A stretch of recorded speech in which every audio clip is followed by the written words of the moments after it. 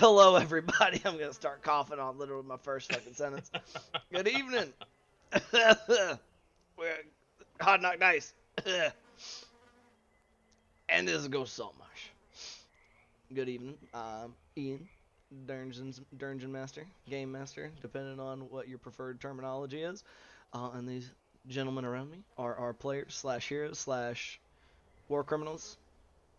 Once also, depending upon your preferred terminology, Dungeon Daddy, sure, why not?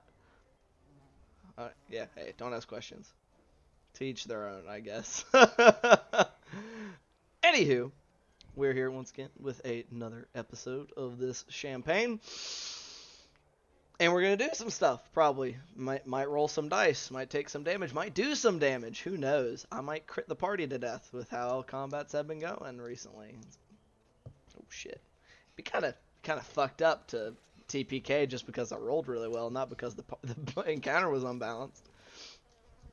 Anywho, before we hop into the session and do a quick announcement of the fact that we are still running our charity drive for Extra Life, which, if you are not aware, is a charity that benefits children's hospitals across continental North America, meaning the United States and Canada. Specifically, we will be benefiting with our drive, the Children's Hospital of Atlanta. They help out sick kids and whatnot, which is, a good thing because, kids being sick, bad.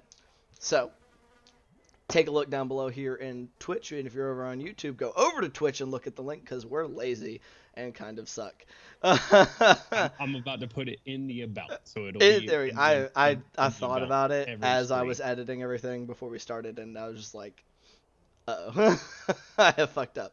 But anywho, helping out sick kids and stuff. You could also possibly win some cool stuff like a digital copy of Tasha's Culture and Everything, or a gaming mouse or gaming keyboard at the last two big milestones of $2,500 and $3,500, with the digital copy of Tasha's Culture and Everything being at $1,500, but it's only like $100 and some change away. So go ahead and check that out. It's a good cause. Open your hearts and wallets. Other than that, does anybody else have any announcements for this day, for this week, for this past week? I hope everybody had a good Halloween. It was a fun time. If you were not aware, getting Ubers into downtown Atlanta, while there's a lot of shit going on, to and from, very expensive. So be an Uber driver. Everybody, just keep that in mind for everybody. Oh yeah, also have the Braves be in the World Series. There's a lot going on. Anywho, with that said, I'm going to go ahead and hop into our recap of last week.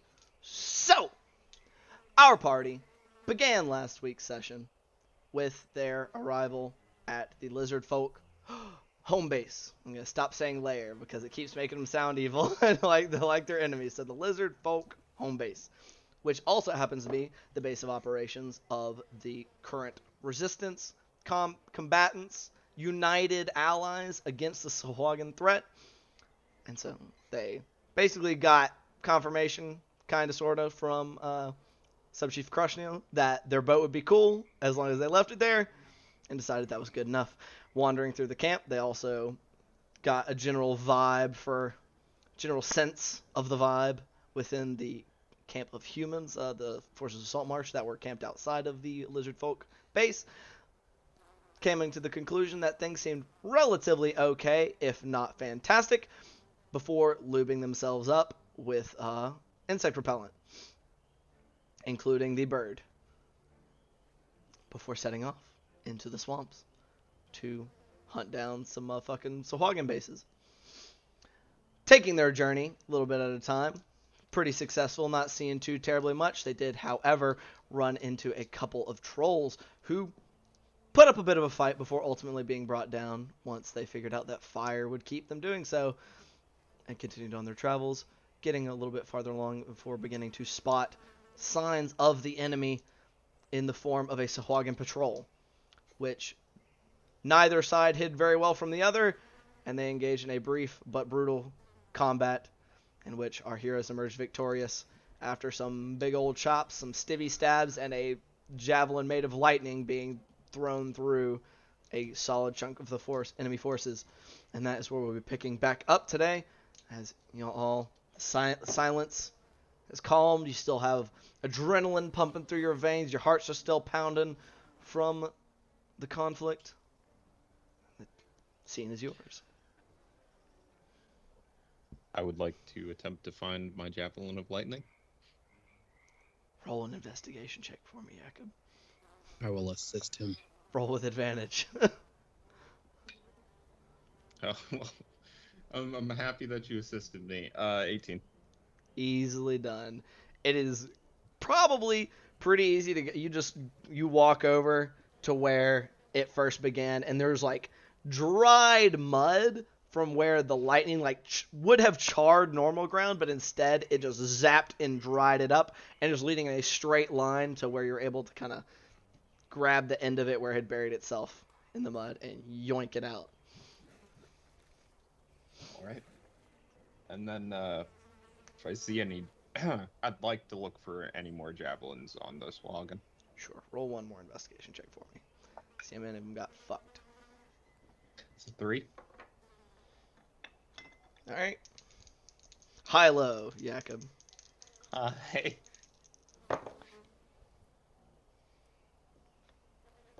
You find one that is still in usable condition. Oh, yeah. All the rest appear to have either been broken from getting chopped, their falls to their deaths, or they are charred beyond usefulness by lightning. What were they doing here? Did anybody see where they came from? I mean, over that way. it is their territory. Well, this is land, Jakob. Land is not their territory. Well, you still have to patrol. I mean, in a war, you have to patrol the area that you've taken.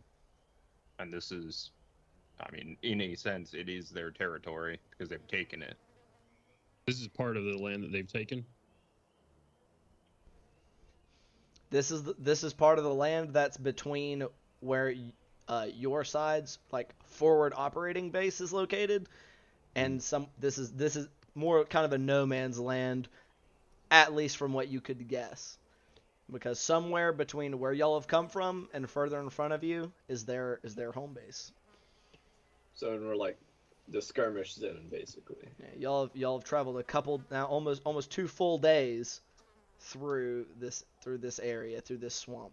You're not super far inland. You're about an hour, assuming you have not deviated any more towards the coast, you're only about an hour walk inland, and that was from where y'all were at previously. With the 17 survival check, could I kind of get a better gauge on how close we were, maybe on a map or something like that, to where we know the old lizard folk base to be? Looking at the map and with the 17, I'll say, I mean, with y'all's the water walk helping you guys avoid a lot, like some of the muck at least. Mm-hmm. Like it definitely has assisted y'all's travel speed. Y'all made it a good far amount. You know, you're looking at it, you figure you're somewhere maybe probably a little over a third of the distance between where like the lizard folk base and roundabouts where it was marked for their base. Gotcha. Okay, so yeah, it seems like they're pushing out then. Would that be a healthy assumption? Y'all know that there has been there have been skirmishes not that far from where y'all have set up. Like y'all have been the allied forces against the Sahuagin have been fighting this conflict very defensively, is from what y'all have been told anyway. Yeah. You know, I don't know too much about if these are scouts or lookouts or patrols or what, but they're probably got a place they were going after they're walking, and we probably either need to get out of here to where somebody can't track us, or do something with their tracks and put their bodies in place and no one's going to find it. Well, I mean, if we just leave, I mean, it's a war zone. Right, but I'd rather not have them looking for someone heading in the direction we're going. A good idea. But they are going to know that they sent a patrol or something Mhm. here, and that something happened. I mean, we got a bunch of shovels. I ain't saying we dig ditches, but I mean, maybe we No, can find some muck and drop them in a hole and muddy over the top of it a little bit. I agree. We should at least hide them, but they are going to know. But the Right. longer it takes them to know, the better. Okay. I'll help dig a hole. Same. Yeah. Okay. Y'all are burying all of them. Yeah. Yeah, We- if it would be possible to find kind of like a muck hole or something that would do the lion's share of maybe getting them in there, Right. if that's possible. You can always try. Sure. I'll assist Julian with the survival. Sure. I will also remind you there are at least 2 bodies quite a bit further out. About 120 and 60 foot out from, like, even farther past where y'all first engaged them, respectively. We could So probably let Jakob or Julian grab those since they're bigger folk. Yeah. The result of that survival check was a 22. I say easily enough. You kind of cast about a bit, not too far before you find a bit of the bog where it's not so much of a ditch, but it's where the mud is more watery, and so they sink a lot easier, and it's a broader area. Probably be a bit perilous if y'all could not walk on water currently. Got Julian sitting there like trying to step on him to get him down in the mud, like. But before we get them all in there, a quick search through there to get anything that could be of use, even if it's just more things for Jakob to throw. Yeah, do an investigation check for me. Okay. I'll help them search their pockets. And I'm getting And- those 2 bodies that are far away. I hate to break it 8 to you, and they natural don't 20. they don't got pockets. Yeah, we're checking belts, I guess. Yeah, so I was like going through, like, even with a natural 20, there's you don't find a ton. You get a lot equivalent of what looks to be like random bits and bobs. Like some of them seem to have some things that they just liked. Maybe like it may be like pieces of shells or whatever, like some teeth of maybe some larger predators. With a natural 20, it looks like there are probably some that are humanoid in their trophies and whatnot, as well as weapons, several daggers that are of that like particularly resilient seeming, like almost corally looking, some kind of stone, as well as some on the ones that were armored, that were more well armed, that appear to be actually made of metal, that resemble more of Oceanus's weaponry that survived anyway. And it appeared to be looked vaguely kind of like an oily sheen almost, that consists part of the metal as of whatever crafting techniques they use to make this stuff below the ocean surface. As well as the arms and armor of that I said, the ones that were armored all having higher quality, of course, having the shields as well as the breastplates that I had mentioned previously, and then just some stuff that looks like it's like rations, but for things that live underwater, that are wrapped in like oil skins and stuff that's not gonna fall apart. With the natural 20, do we find any sort of information like maps and where they may have been heading to or anything like that? Not not on these guys. Okay. Are these 2 suits of metallic armors? Are they? Okay, you said 3. There were 3 of them. Yes. The metal that's used, is it like a lighter, or does it seem to have any other properties aside from having kind of an oil slick sort of sheen to them? Not particularly. It seems like it's effectively steel. Okay. So it's fairly bulky armor to actually swim around on. You'd imagine so. That also probably didn't bother these guys so much because they're fucking big. Okay. Like these guys, like I said, these guys weren't like absolutely hulkingly massive like the one of the ones that y'all had seen, and these probably definitely slowed them down some. You would imagine maybe more in the long term, but it definitely seemed to be. It seems to be more or less the same, but they were built to handle the difference. Gotcha. Yeah, I'd probably say to Jakob, that armor is pretty weird. I mean, I know Oceanus has some stuff like that, but I just don't really understand how you forge anything like that underwater. How you heat that up without burning yourself or even fire. My only Hey. guess is a fire that doesn't go out in water, like that fire that Ella had. Didn't she say something about that? Like you can't put it out that easy. Right, but water and heat around it, it'd burn you up. It'd be like boiling you. I don't know. It's weird. I'm not sure how it would work in the ocean. Just digging and squishing mud around dead bodies while having a conversation. Stamping them down. Get in Make there. sure none of them are alive. Julian is Everyone just stab. That's fucked Just up. making sure. That's- I said I'm just gonna make sure they're all dead, by checking or perceiving or whatever the case is. I just Roll. want to make sure they're all dead. Roll a medicine check for me. Shit. roll him a stab through the neck. 3. Can we have a survival check for cleaning fish in a small village? These are a lot. These were humanoids. All right. My goodness. Fillet is a fillet. You know, We don't- Gloob, they're not moving, but they could be faking. Maybe it's possible. Feel a lot better about it after you stab them again. I mean, Like, Alright. yeah. Julian just nods. That makes sense.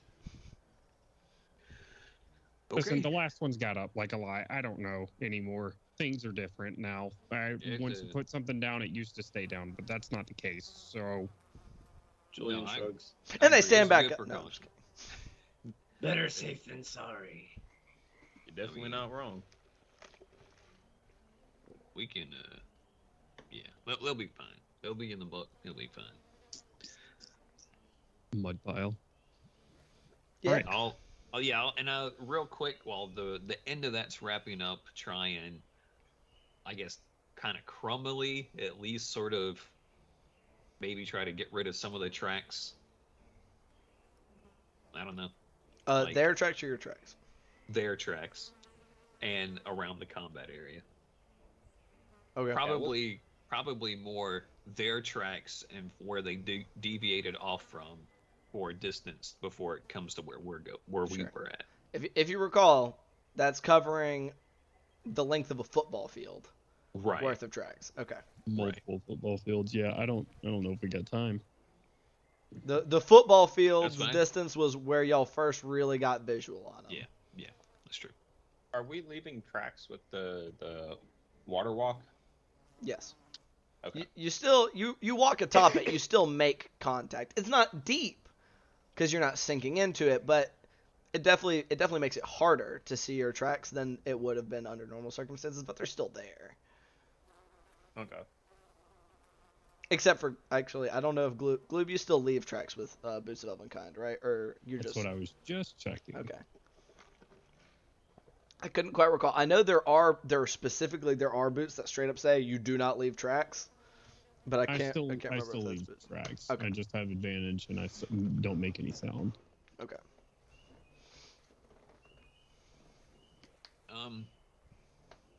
Yeah, let's just get going. Maybe we can, alter our trajectory a bit so they don't quite catch up with us, or maybe give them a slip or something. I don't know. We could, if maybe there's a waterway nearby that might not be, I don't know. I was going to say maybe we could just try to travel over water for a little while so that we don't leave no footprints. Whatever we do, we need to do it fast. Oh yeah, you're moving, having this conversation. I'll forget. Yeah. I think it might be a little bit dangerous to go on a waterway though. It's their own. Yeah. I'm not talking about like swimming, like a little creek bed or something maybe. All right.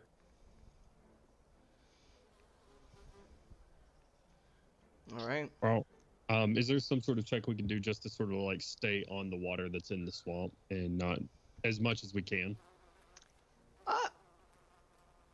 Sure. I mean, roll. I'm gonna say it's more of a perception because you're looking for it. Okay. You're trying to find it. You're not. There's. I don't know if there's any particular pathfinding capability that would assist in this. Because it's just it's a wet area. Who's making the roll? Who would like to make the roll? I can. Okay. I got advantage if we're doing percent. His Or I perception. could just roll 2 5s. That works great. So 13. I mean, Shit. it's a generally very wet area, but it with a you said a 13. Yeah. With a 13, just there doesn't seem to be enough that connects to really be able to do. I mean, maybe you feel like if you veered more inland or more maybe if y'all zigzagged you might find something, but there doesn't seem to be enough in y'all's immediate area as y'all first start off moving to be enough to really break to cause significant difference to the tracks y'all leave. In that case, away we go. Okay. Are y'all staying They'll staying think they the got same killed by a distance? bunch of drunks. Oh no. Very angry. I just drunks. imagine our footprints just weaving all around crazy like. If y'all begin to set off again, are y'all just setting off in the exact same way that y'all were previously, or no? I'll see why not. Yeah, let's just keep going. Okay.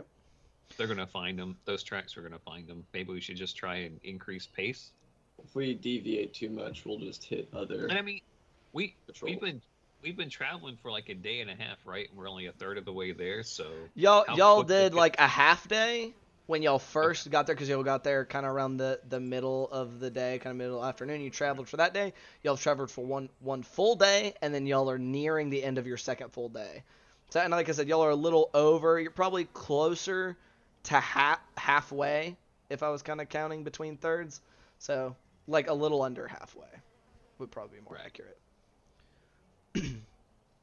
not having to worry about being slowed down by the terrain does a lot to help you guys maintain a consistent pace.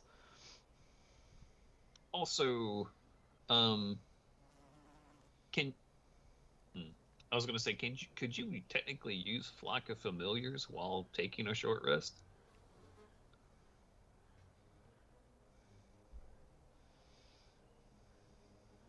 Good question. I will say 'Cause that if you're not like actively searching Yeah. in their eyes too much, and you're Yeah, just like, if he's- hey, go out and look for Swahagan, right? Yeah, if he wasn't actively in their eyes, I would say yes. I would say that looking through their eyes would constitute Not resting. not resting. Yeah. Just thoughts. Anyway. Okay. Straight ahead. Indeed. All right. So y'all go to carry on. For the moment, we're gonna carry on with my system. I believe we're gonna kind of do a little. We'll see how we remix to ignition. I never really settled on how I wanted to change it. So mostly we're gonna go by reducing the number of checks per day, because that was insanely not interesting last time. So you live and you learn. So I will go ahead and I'll be getting one more skill check for the last bit of this day, because if I recall, this was near the end of y'all's second day. So if somebody would like to volunteer to Julian helm a is skill check. our fearless leader of navigation.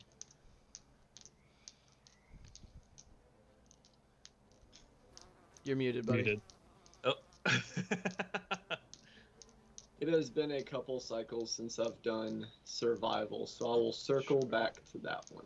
Alright, so you're just survivaling to navigate y'all's way through the swamp. Indeed. Alright. The lay of the land and the flow of terrain and all that good shite. That will be another 22. Very nice. Easily enough, making it throughout the rest of y'all's day. You still have to kind of. I was about to say you kind of have to weave a little bit, but you don't, because y'all can just walk on water, so you don't have to go around things too much. Every now and then, in order to just avoid aggroing, for lack of a word that I can't think of right now, random wildlife that would otherwise be hostile. Y'all are able to make it through the rest of this second full day of travel Nice. unmolested. So, Yeah, I guess we'll set up shop. Kind of standard stuff. Yeah, I'll set up. We're gonna try to get the bathtub and get some water into it from several different mud puddles if I can. Yeah. Just sort of dipping it in and With dragging the on into tub. the dome. yeah, with the Yeah. tub, you're able to just go around, take a little bit of time, and get enough in there. Not great, but I mean, this is like return to form from what you had been doing. So, All right. Well, good night. Splash in the water. okay. Done. Clue is going to bed. All right. Is there any of the rest of you would like to do during the night? Does it seem likely that we'll be to the Swahagan base in the next day? You don't. With where you were at now, you figure you're now right at about halfway. So you think it'll probably be another day, or another like maybe 2 days of travel at best. I was just making sure this wasn't the last long rest we had before we were going to have to approach the facility because I'd remove those parts of my armor. Okay. So just so keeping it Y'all let me know. half for now. right. For his part, it seems like pretty intelligent standard practice to do a scouting run with the spirits of nature during his watch, so I'll be doing that again. Sure. All right. We are getting a lot of white noise from someone just where it just went away, so never mind. Anywho, so if that is all, gentlemen, then I believe standard watch order is my assumption. All right, and I've forgotten what that is, so I'm assuming y'all remember. So whoever's first, go ahead and roll your perception check for me. I think it's probably Julian, actually. Yeah. So, Yeah, for Julian, get it first or second. Yeah, roll whatever perception checks you're planning on rolling for this evening. All right. The bird keeping an eye out over the camp as a dirty 20. I think, actually. One sec. Let me not lie to you real quick. That would be a 19. Glad I checked. Not a dirty 20. Sure. A 15 for one of the outflyers. Which direction is that one going in? The left of the V. Okay. And that one is a dirty 20 for the right of the V. All right. All right. And so dirty 20, 15 for left, 19 for home, right? All right. Yes, sir. And remind me one more time. So where's the one that's at home keeping watch from? Like a nearby tree or something like that. All right. Like, so... Not a ton of those, but you can find it doesn't have to be like a big tree. Just something that's a little elevated and not directly in our bubble. Like, kind of off to the side. Okay. Your right side of the V doesn't make it. Not very far, anyway. That rip. You're not sure, anyway, because it disappears through some form of other nocturnal predator. 19 at home. This first section of the night appears to be pretty quiet. 15. Cat. What the hell?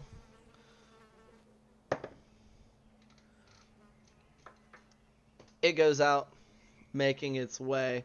I believe we said it can make it about 3 miles before it has to turn back in order to still be able to report back to you. So it makes its way all the way out and all the way back and reports back to you. It doesn't see a ton with a 15. Because actually, let me see something. Yeah. It doesn't seem to see much of anything. At least maybe darker night, you think maybe there might have been a little bit of cloud cover that had sunk a little low as it was flying up higher to get a decent view. But nothing out of the ordinary for the left side of the V either. Fair enough. So, numero dos. 6. You don't see shit. Seems alright to you. Awesome. Number All 3. right, Jakob. Nothing happened. All right. It's quiet. 12. Better.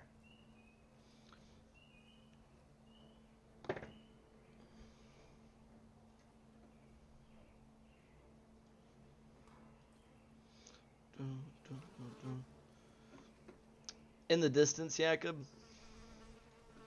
see some large shapes lumbering through the marsh. Okay. But nothing headed in y'all's direction. Okay. And it's like I said, but with the 12, you can't make out what it is, just something big. All right.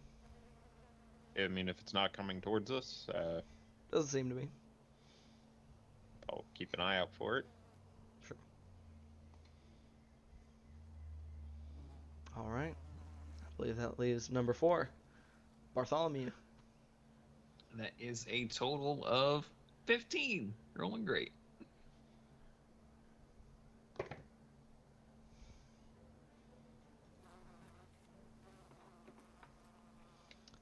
You seem to catch sight of large figures as well. Assuming Jakob mentioned it as he traded off. And kind of squint. It looks kind of familiar. It Does it seem like takes a troll? few seconds. And big toad. As they like wander a little closer at one point, like one of them just kind of fucking murder something, like a regular size like crocodile, just grabs the whole bitch. 'Cause that thing ain't large. It grabs it, crunch, swallows it, sits there for a second, hops away. All right.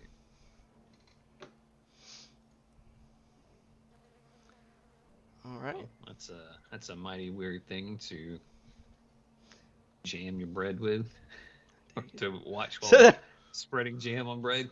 Huh. That's really weird. Isn't nature beautiful?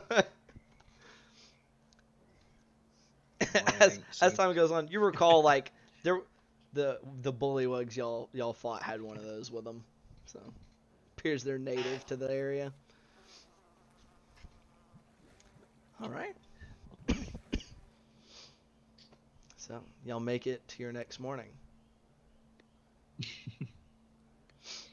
Hell yeah. Is there anything y'all would like to do this morning before we proceed with our journey? How much longer do we have? Probably another day of travel and then a little bit more. Right. What are we doing when we get there? Gonna probably have you take a look at things for us and see how best to go about getting this information or where it might be. And what are we looking for exactly? Information about what? Just numbers or weak points, maybe? Numbers can't play out. Maybe any like obvious leaders, that kind of thing, I'd guess. I don't think we should head into the city or town or whatever it is. I think we should look at it from afar. Yeah, the base. Well, yeah.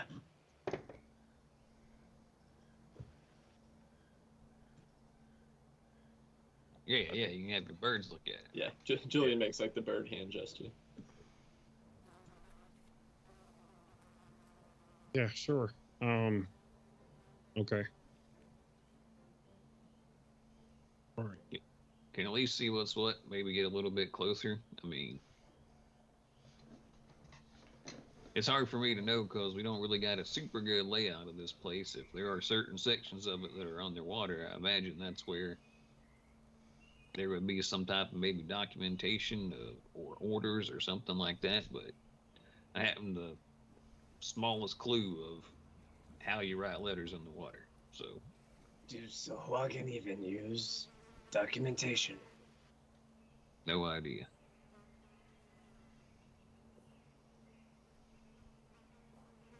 It'd be cool if we could just it was there and then just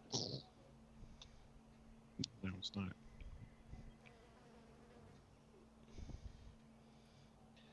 Yeah. I don't know. I'm tired. Let's go. Say at this point, all of you but Gloob, even with your insect repellent stuff, y'all getting some serious case of, funnily enough, swamp ass. Not Oh, great. hell, Mark's used to that. Oh, it's worse. It's worse. Being in the marsh itself, not quite the same. Julian and Jakob, it's not pleasant. Roll Julian for is chafing. used to it. Days at a time on the ocean. Yeah. A cowboy walking. Howdy. You'll get used to it. Clink, clink. Yeah, clink. I don't think I will. If it- As he kind of reaches back, trying to adjust things. Not enough to like actually like hinder you at all, but yeah, I was gonna say like it's if definitely it gets to getting the point- unpleasant. Yeah, if it gets to the point where it gets too rough, I mean, I might use a healing Got some- word on got you. I'm some- definitely not using a cure wounds. I'm keeping my hands off in this situation. You got some baby powder somewhere. Yeah, there's just some halfling powder. It'll go great. Anywho, moving on for the day. Basically, what we're gonna do. Hey, we're cutting it down from 5 down to 3, but repeats between these last 2 days will increase the DC. Right. So, who would like to take numero uno for day 3? I'll take the last one if y'all are good with it. Sure. Stealth us up to it if we're going to be making it close by later tonight. We probably are going to be hours away of it from by the end of the night, right? I assume patrols and shit still. Okay. Yeah. Sure. Yeah, I mean, I guess I'll try perception if Sure. we're starting to get closer. Try to keep an eye out for baddies. Absolutely. There we go. That's a lot better. 25. 25. God damn. As you go along with 25, I'll say that with the 25, you do, throughout the course of this first section of the day, you do spot off in the distance, similarly to last time, what appear to be patrols of Sahuagin. But with the 25, I'll also say that you are able to see them far enough ahead of time that you're able to kind of curve a little farther in to the marsh itself to help avoid their notice before kind of continuing on your way. If Bart points that out, and are there any of them large enough, any of the scouting parties large enough or larger than where it would seem like it'd be an active help if we were to get rid of them? Just give me what are your definitions of that? What are Gloob's definitions of that? How big is he looking for? Out of curiosity. I don't know. Like if Bart says we got some scouting parties over here and we see one of, or like maybe not a scouting party, but he sees a group of Sahuagin 15 or 20 strong, and it could actually be a big hit. Like None of a the- statistically relevant percentage of their forces. Y'all wouldn't know what that 50, is. Yeah, I'm Yeah, gonna go 50, 15 somewhere or in 20. 15 to 20. Yeah, going off of that number, none of them appear to be that large. Okay. The largest seem to be kind of in the numbers of what y'all saw yesterday, about 9, but ranging probably between 5 and 9 Okay. ish. Alright. Some of them kind of ranging it a little bit in, like some of them, like as y'all come in, y'all see them kind of making their way back towards the coast. Even a couple of them, and y'all don't see that many, but just here and there, y'all see a handful. So it kind of seems like they're coming just a couple of miles in, maybe, and then heading back and going back to sea. They're going kind of like the extent that they can go outside of water and then heading back. Okay. Seems that way. Interesting. All right. That is good to know. And hold on a second. I just want to.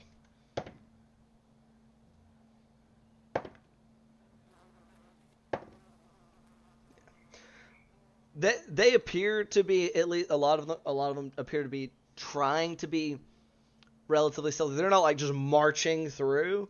They appear to be actively kind of trying to patrol the area, but relatively unobtrusively. But just with how little cover there is here, and you're just really perceptive, Bart. They can't see. They don't like slip by you at all. Okay. All right. Awesome. Okay. Who'd like to take number 2? I'll take number 2 with a nature check, looking out for the assassin vines, anything that looks any like fauna that looks potentially dangerous. Sure. Also, I guess that'd be more of a perception check, but like any like game trails. We can fall into nature. I don't see why not. Natural 20! Nice. All right, very nice. What does that bring your total out to? Out of curiosity. 20! 20. Okay, that's a stray roll, baby. I feel that. We love to see it. All right. Yeah, with a natural. You have no bonus. You rolled with no bonus. Hey, man. As You know I what? said, most people have taken the things that I'm Big decent at. respect. I could do Big the athletics. respect. That's hard DC. Oh man. I'll take my natural 20 on the nature check, so. Absolutely. I mean, are you sure? He knew I'll he was let- gonna go like, 20 all along. You can re-roll it if you want. I mean, if you really want to. You know. I think I'm gonna take it. Joke's on you. It's now natural 20s instead of natural 1s that trigger. Anywho, with a natural 20, totaling to a 20, you are able to keep an eye out on some of the more dangerous flora of the marshes of the Hool marshes themselves. Some things that you're like, you're not 100%. You're not looking at it going, those are definitely assassin vines. But you're like, they could be assassin vines. Even with as low hanging as they are, which I'm going to go ahead and tell you, there are no big trees here. But you're side-eyeing some things. You're just like, I ain't risking it. ain't risking it. You see some more of those plants that at Bart the other day. I forgot which noise I used. That seemed to try to kind of cough on him a little bit. Y'all's other day, and you lead your friends around those, but while you're looking for them, y'all are not accosted by anything of a plant nature that is hostile. I mean, and you said you were looking out for game trails as well. Yeah. Yeah, I'd say you definitely note some, like, that'd probably be more of a survival thing, but with a natural 20, I'm happy enough to give it to you. Yeah, you note some things that look like they're smaller, that look like some smaller tracks and stuff that looks like it's probably things that is more of the prey variety rather than predator. All right. I will point those out to the group. Just be like, need food or need somewhere that made. Well, we probably might not want to camp near it. Mm-hmm. Yeah, Alright. absolutely. You're taking number trace. Yeah, I'm gonna stealth up. I'm gonna make sure we're staying away, and if we can sneak up on any of these patrols, or just if I stay hidden from them, help my party stay hidden from them, or if we see one large enough that it seems like it'll be advantageous for us to hinder or take out completely, sneak up on them that way. Okay, go ahead and roll. I don't even have my dice tray ready. Well, okay, 26. Nice. That's a good roll. So, and just to clarify, are you trying to you're specifically trying to stealth to be being hiding or stealthing along closer to where the Sahuagin are coming from, like closer to the ocean? Right. Yeah, I would probably get on keep my party to like my right. Keep the party to my right and me closer to the edges, kind of where the Sahuagin were going out to and turning around, and staying along that and just kind of keeping eyes on them.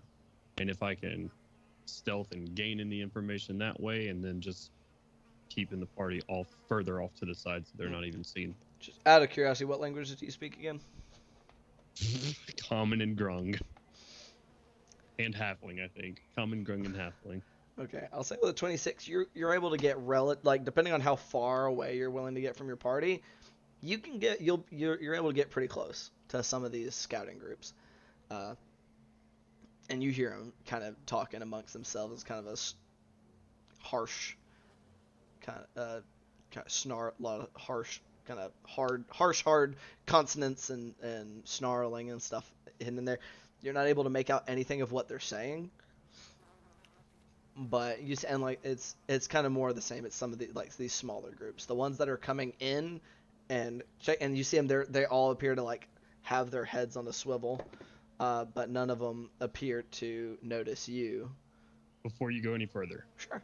I rolled that with advantage because of my boots, but I remember last time you told me you didn't want me to roll advantage. Do you want me to re-roll that before you give me any more information? So for the moment, we'll just take it because you have okay. I fucking pretty forgot. solid. Yeah, no, you're good. Yeah. Last time, if I recall, you were trying to assist your party with your stealth check, and if I recall, that was why you did not get advantage previously. Gotcha. So I happy to let it stand. But God damn it, you get close and you see these groups and they are somewhere in that like 5 to 8 range, maybe like 9 on occasion, maybe 4 here. And a lot of them appear to be pretty consistently consisting of some of the armored warrior, like more warrior types, and what is now a lot more easily distinguished as scout / cannon fodder of their unarmored, smaller in build, more common garden variety that y'all had run into initially. And does every scouting party that I see have at least one of those more heavily armored? Okay. All right. Okay. Does it seem like those more heavily armored ones are the ones calling the shots? Are they like They more definitely seem to lieutenant? be in the lead of these groups. Okay, so they're not like secondary brute enforcers. They're lieutenants of sorts. They at the very least appear to be trusted to lead, and none of them appear to be like marked with any kind of rank. And some in the groups where there are more than one, it seems like they are the ones in charge, but no single one appears to be in charge in those groups.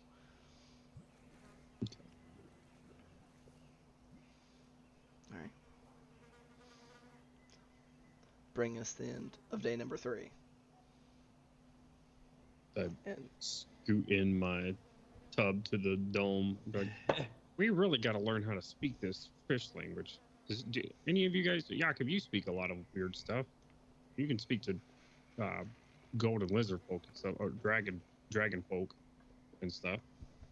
Can you speak fish? No, I only know draconic gnomish goblin. Only. Julian, I don't mean to be presumptuous.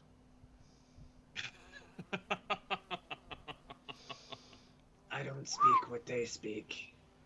Okay.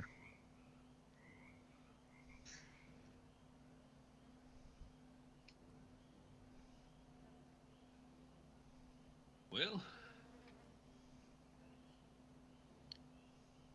all right, I got an idea. Okay. I want to try and ask Firebrand if he's got any information on how he might be able to get some of this stuff going down.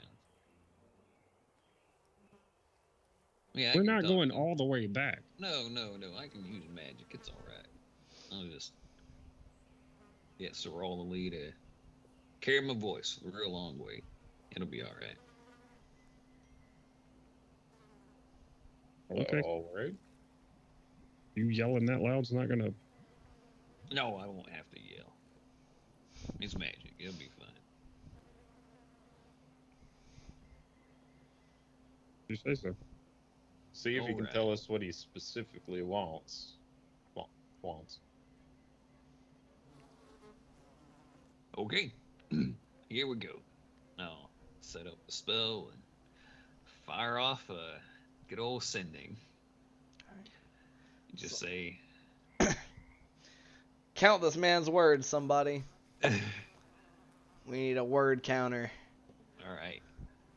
Firebrand, it's Bart. What kind of information you need? We're getting real close. You got papers, need numbers. What else? And that's it. Okay. I'm just gonna preface this. I'm just now. I can't get the image out of my head of just sending, just being magically allowing you to yell really loud, just so the other person can hear you. Like that means you get on the other side of the planet. Like you're breaking like the sound barrier with how loud you're yelling. It's bad. Just hitting Firebrand with a yo lunchbox from in the middle of this marshes. Can I just say counting for Bart sending is hard because of all the fucking contractions that you're using? Sorry. Y'all, Contraction is one howdy. word. Hey, that's right. You gotta cut them all. It's a good way to save space. Yeah. Yaldo.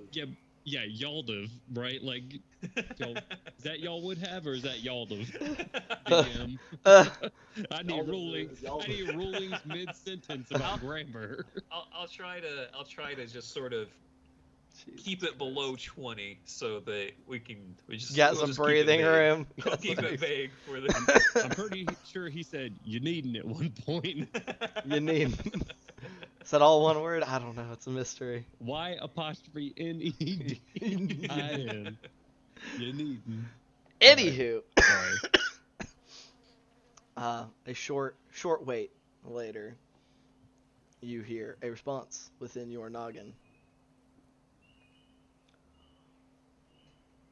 The information we require is their numbers, where we might slip through their defenses, their plans. Any and all information would be useful.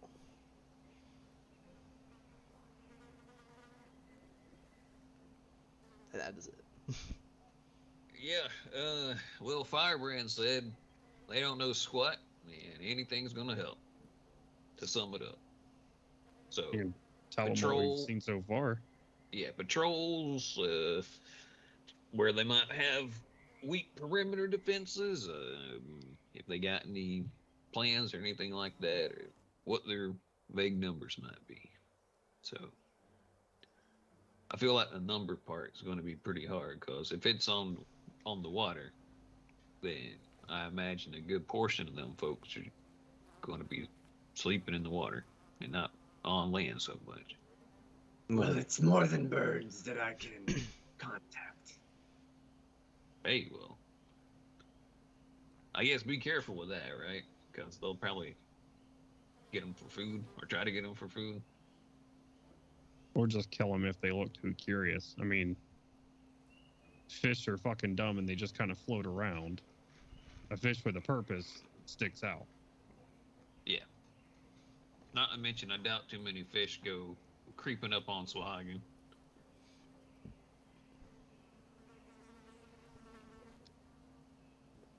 We'll see what we're dealing with when we get closer. Right. Can you speak to him anymore? Yeah, I can ask Right. him some more questions. Sure. I mean, I don't know if he knows this, but if you tell them they're coming a couple of hours in, seems like to the extent of what they can take, and then they head back out, that might be good information for them to have, because if they travel just another couple of miles outside of that, they can mount an attack onto this base, they may never know that they're coming. Right. Um.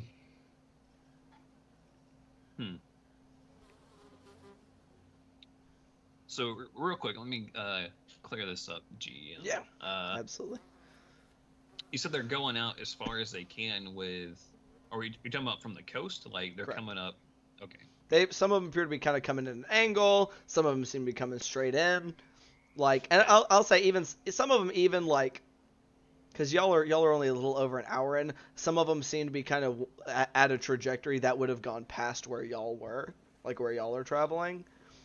I'll say y'all even saw some that looked like they were past you off further inland, like not too much farther, but farther enough. Like they are kind of breaching either very close to or the full extent of the duration that they can remain out of the water. Gotcha. Okay. Yeah, I'll send him another message back. Anything else we want to tell them besides they're scouting from the water and how far they've come towards the Lizard Folks headquarters? Because I mean, they were there about a day out, right? That's about how far it was till we followed the first patrol. Or Yeah. it was a day and a half. Day and a half, Some yeah, something like change. that. Yeah. You can All tell right. them at least each one has one of those armored Okay. armors with them, if that's helpful.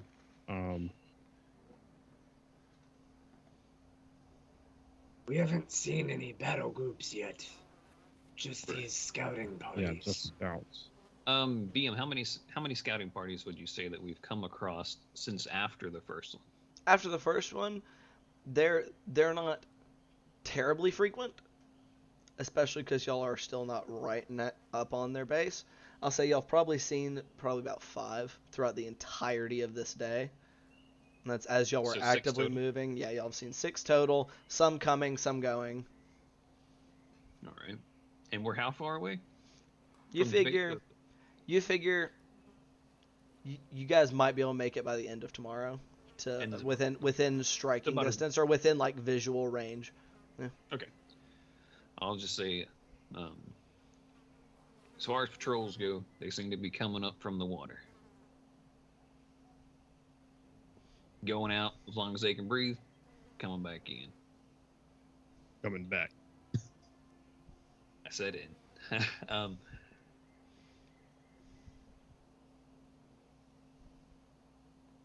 So on first patrol, about a day out. Are you sending another? Oh, how many was that? That was 25. Oh shit, that was exactly 25.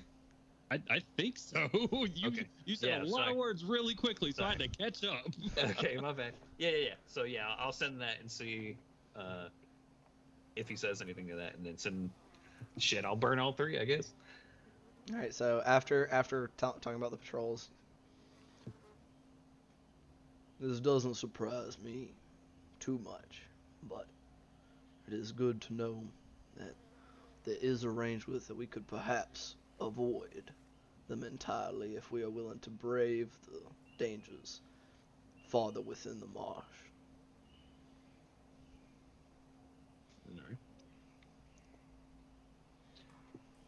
All right. Yeah, I'll send them one more. Okay. Saw the first patrol about a day out, and 5 more since then, with another day to go. That was 20. Okay. So you got 5 more if you got anything else you want to say. No, that's it. Okay. Hugs and kisses. Bartholomew. Do. Gloob's innocent.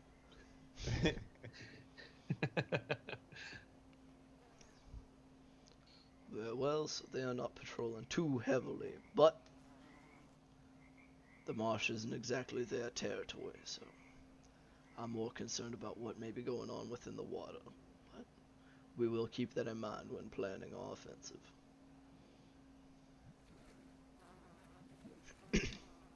Can't send more if I wanted to. That's fair. We can just take an arcane recovery, man. Come on. Oh yeah, sure.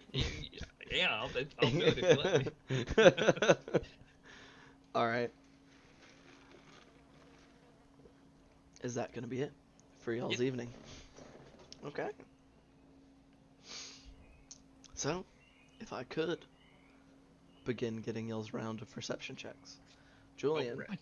are you Oh shit, Jesus. D20 Oh, man. going crazy.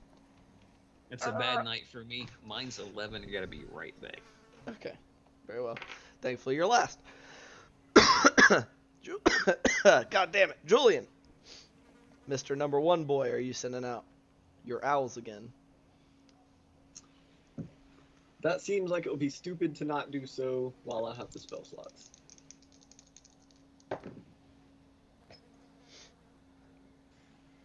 Alright. The one directly overwatching the camp, Mm-hmm. 14. 14, alright.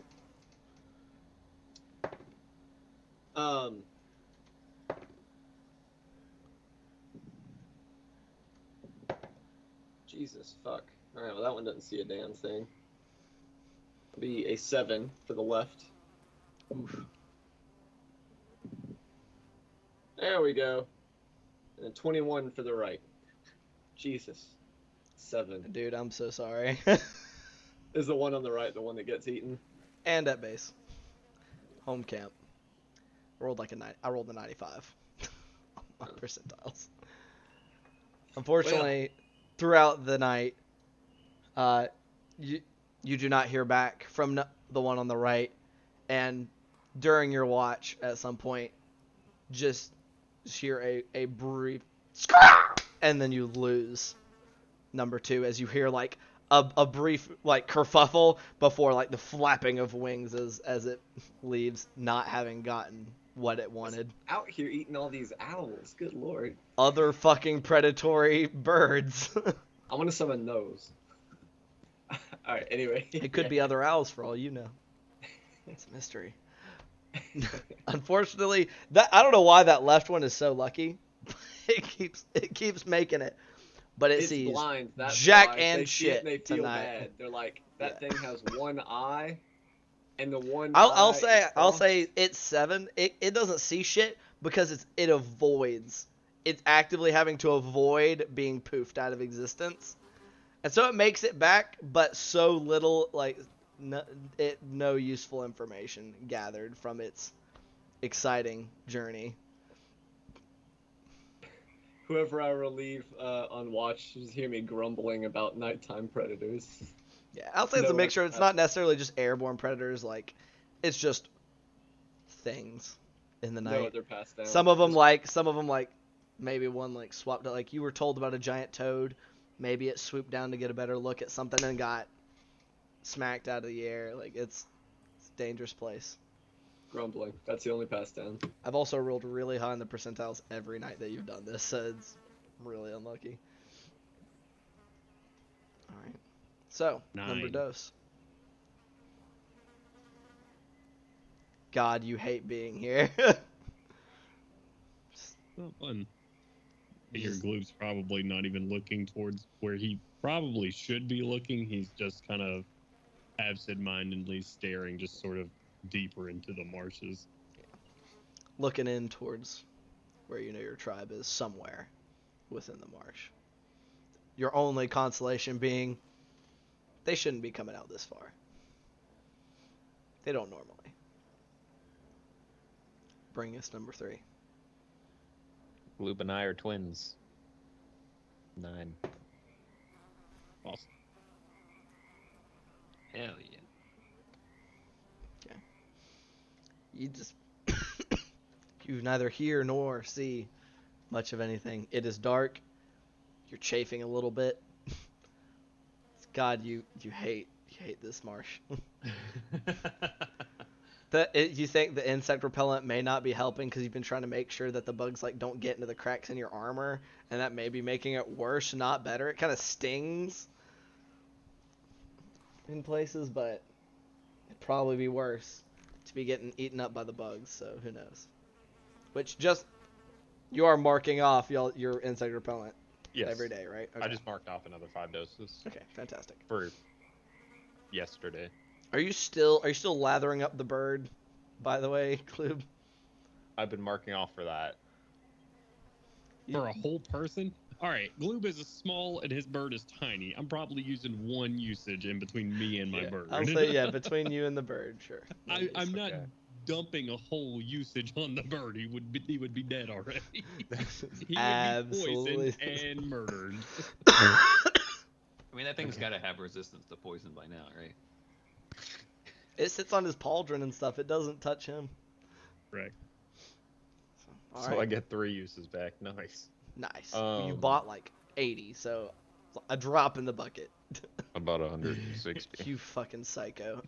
I'm gonna start putting I- a cap on how much of that there is around. Jesus Christ, or at least all at He once. bought it all. There is no more. Told you how much I was buying. You bought them out, dude. That fucking herbalist shop does not have any more fucking insect repellent. Probably some pissed off fishermen can't buy insect repellent. I have a question, and maybe Jakob can get some more uses back. But I've spent my entire life in these marshes, probably without insect repellent, I would assume, because insects probably land on me and die pretty quickly, or at least most of them. I'm not immune to disease or anything, but I don't know. Your ruling. I mean, Dungeon Master. I'll out here say- Googling. no, I'm not Googling. I'm looking at the rules. I'm looking at something. I'll say that while you probably didn't have this exactly, these bugs aren't necessarily like dying of poison and stuff, and it's not even necessarily just like them specifically like sticking into you and stuff. It's just their general presence and just they are like incessant. There's just so many of them. It's so thick, and they would land on you and just bother you and everything constantly. Your people, your tribe would have something of a similar nature, even if it's not exactly the same, to kind of ward them off.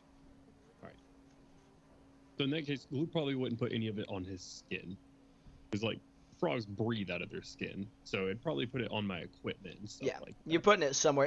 It's a similar concept of what your tribe would do. It's like they would break up like roots or things that they knew the bugs found not nice, and would rub it on like their armor and their spears and equipment. Just it would keep them away the vast majority of the time. Some of it would be burnt, like within the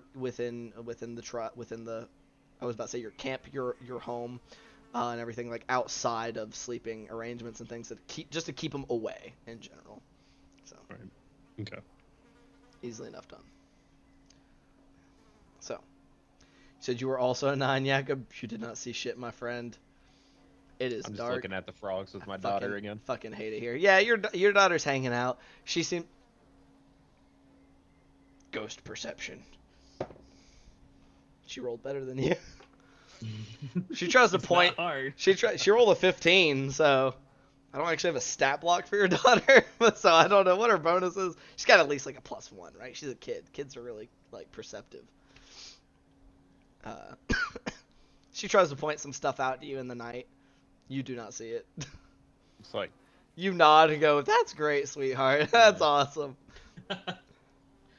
But she seems to be enjoying herself. She, funnily enough, is not chafing. She's not having any issues with the environment. So maybe that's part of the thing. Oh, okay. I wonder why. So that'll bring us to our last watch. I got an 11. Oh yeah, that's right. You did say, didn't you? We're doing real well. Good, great. Hi, cat. Let's see, visit from the kitty. Hey, buddy. With an 11, Bart.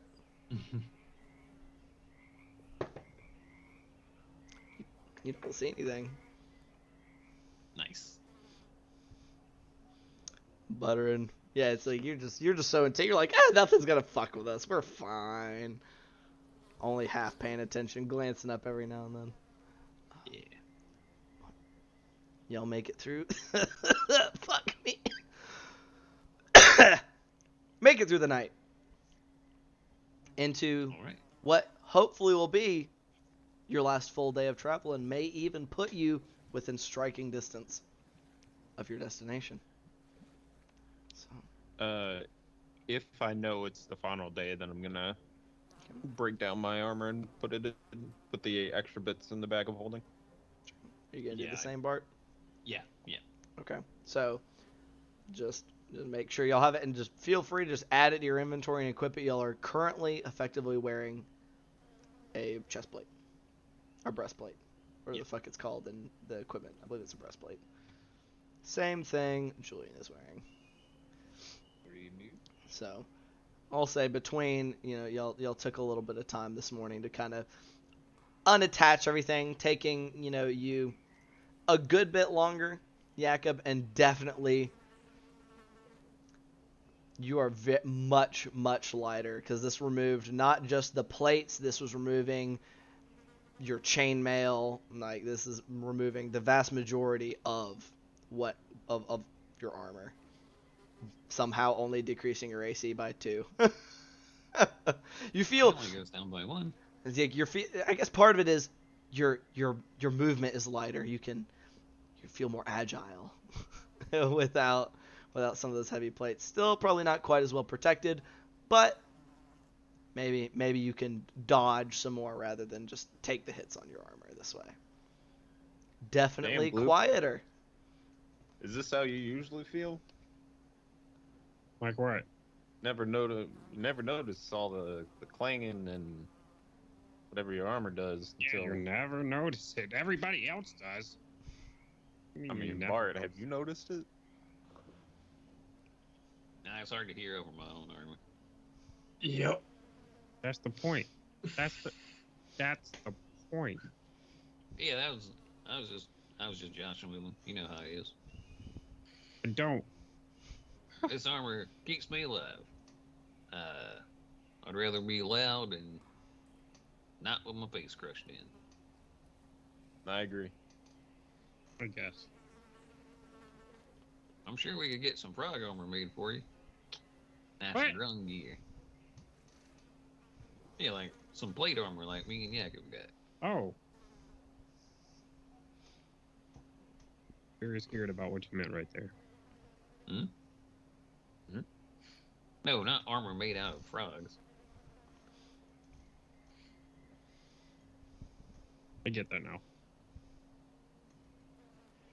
You get the side eye from Julian, doesn't say a word. You want some too, Julie? Sure, we can. When we go back to Saltmarsh, we can get you some nice shiny plate like mine.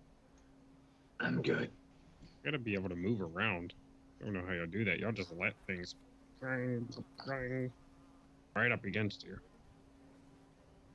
Well, now that you can see my my rippling biceps, now that I'm not wearing plate, I'll just go. Well, I mean, the plate usually just bounces off of it as I pat my arm and go, oh.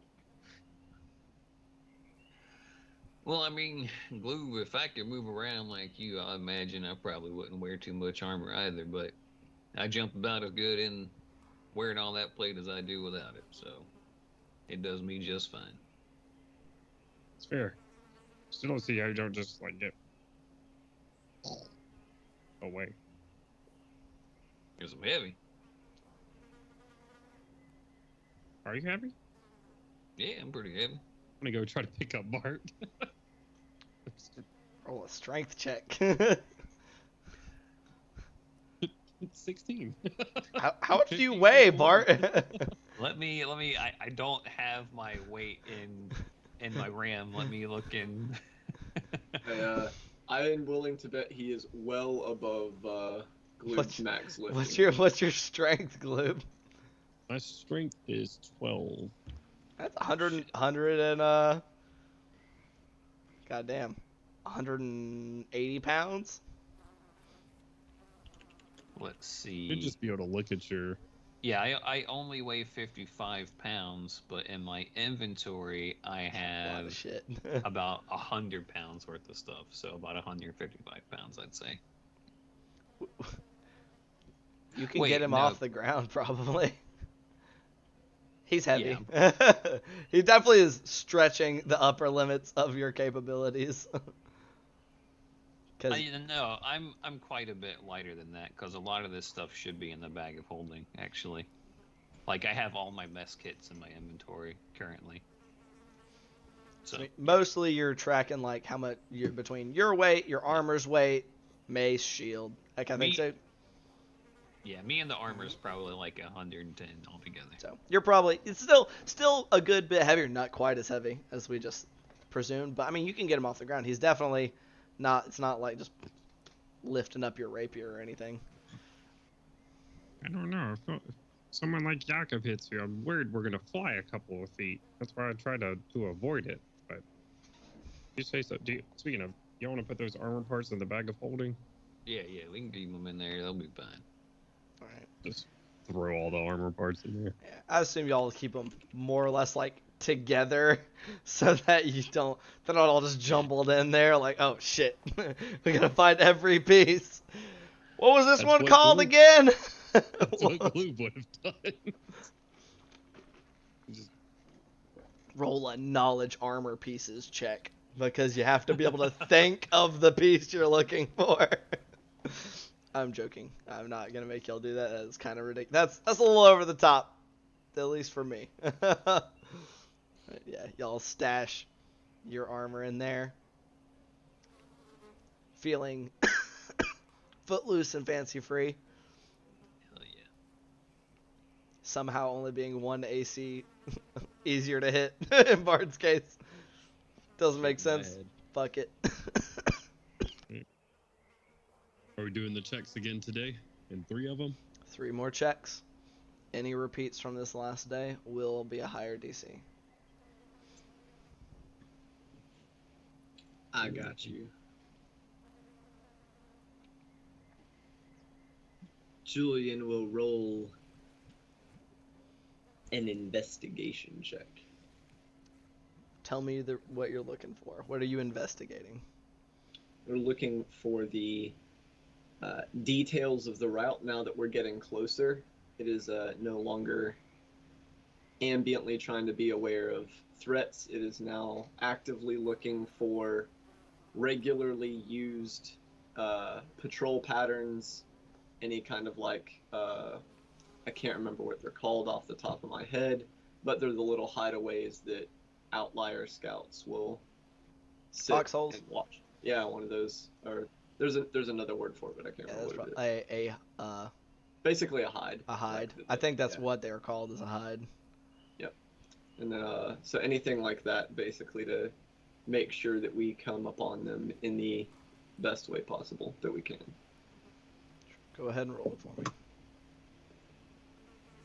It'll be a 15 with my giant +3 to investigation. Hey, that's not bad. Fuck. Well, my high skill checks are all charisma based things, and I don't think I can intimidate the swamp into letting us through easier or something. So Okay. With a 15 on this last day of travel is going to be a failure. So, one moment.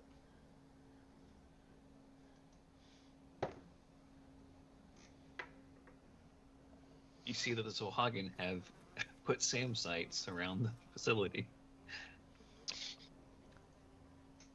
Can I get a general perception check from everybody real fast? Sure. Natural 1. There they are. Oof. Hey, the opposite of that. Natural 20. That's really Nice. good for you. That is Streaming extremely good. intensifies. 28. 22. Now I roll high. Still Motherfucker. good. 16. 16. It would have been nice. 22 on that investigation check.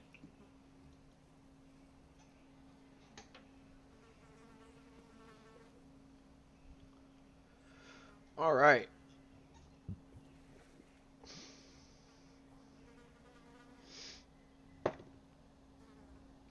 The suspense is killing me. Yep, sorry. Sorry. I was not expecting to roll what it did. All right. So, Bart, first. Julian, as you're searching for all these clues down below, Bart, you hear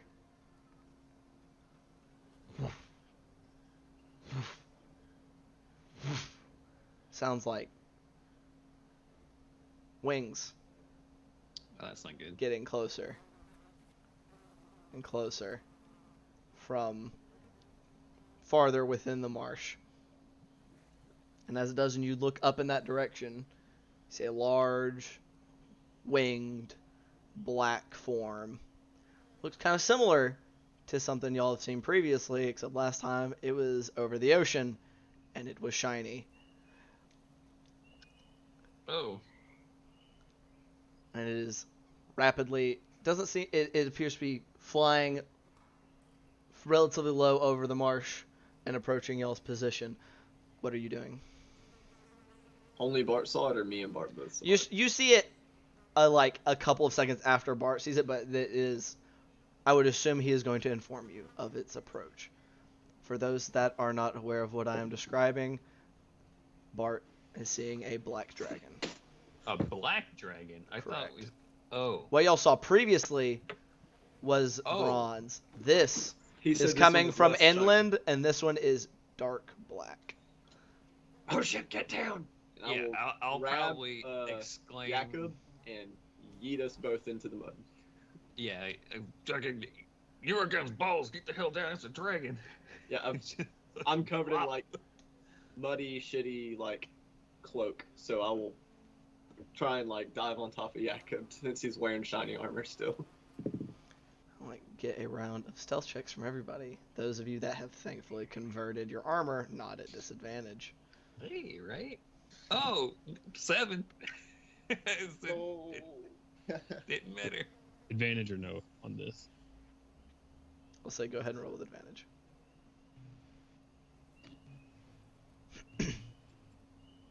17. 17. Does he get advantage since I am literally laying on top of him? No. Valiant Uh, effort, tw- but no. 26 for Julian. 26. 7, 17, 26, 19. 7. 19. Oh, sorry. Said that. Right. Woo.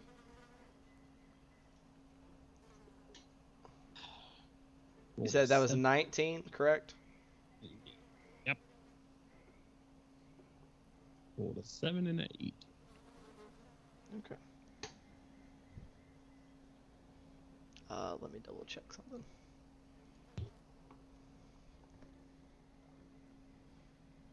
Detached my armor just enough time for us to go like, all right, now square up with the black dragon.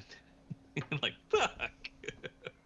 Luckily enough, as it kind of is swooping and it seems to be kind of going in kind of a swinging out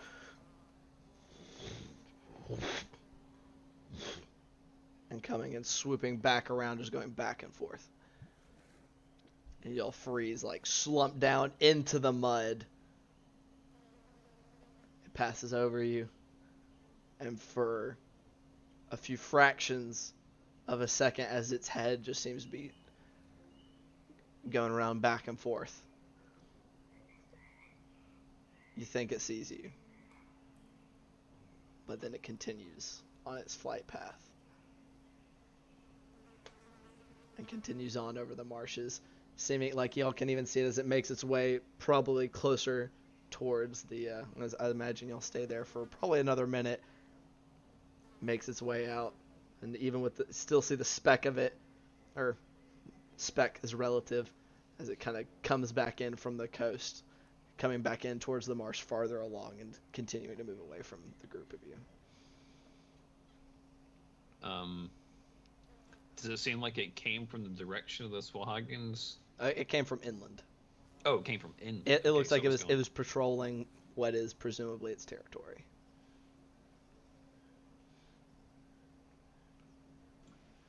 Yeah, I'll definitely make sure Firebrain knows about that. Give me. Who else trained in nature? Is anybody trained in nature? Oh, Me. wait, no, I'm not. Yeah, I have a 0. Trained in animal handling. Same. Not quite the same. Yeah, I got nature. Roll me a knowledge nature check real quick, Bart. That's a 1. You roll that to a 21. 21. from as little as you know about dragons, not knowing a ton, I believe you were actually the one who knew you were able to identify the dragon while you were on the sea as well. Mhm. Seeing this one as up close as you did, didn't seem full grown. If you had to guess. Definitely from the things you've heard about dragons and everything, full grown one definitely would have been bigger. Okay.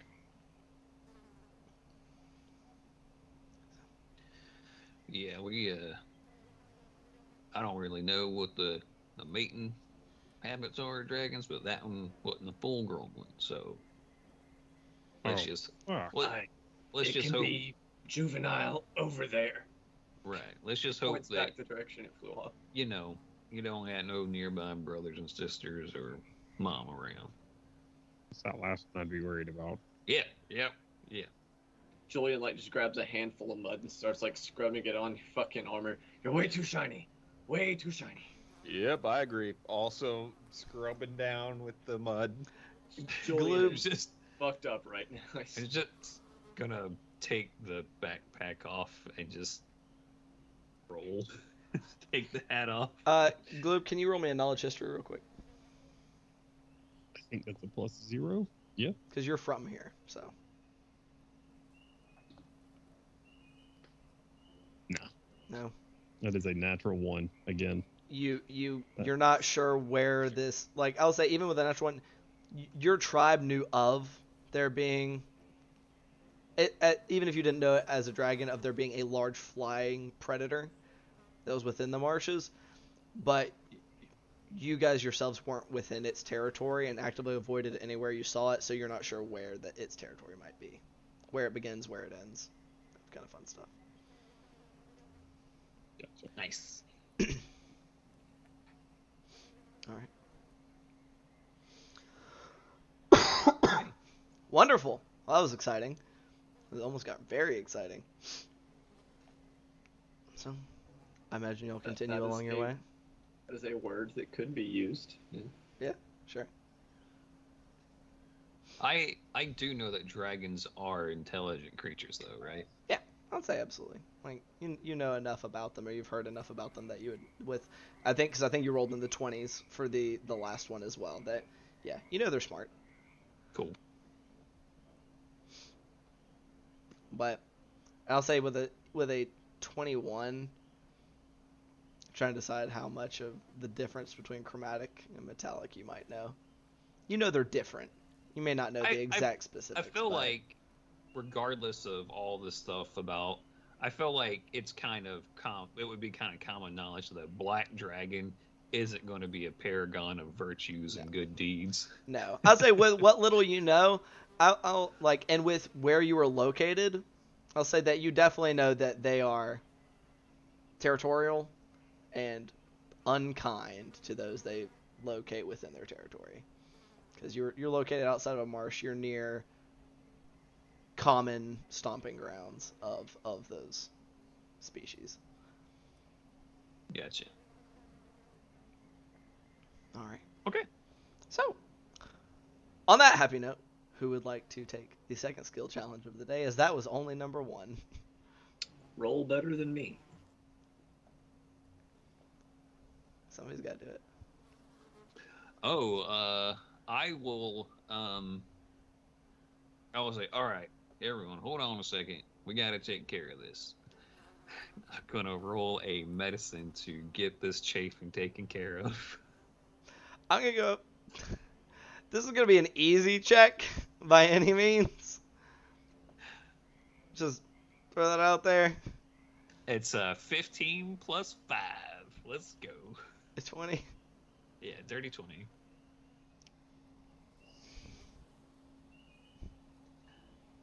I'm trying not to do repeats, man. I know, but struggling.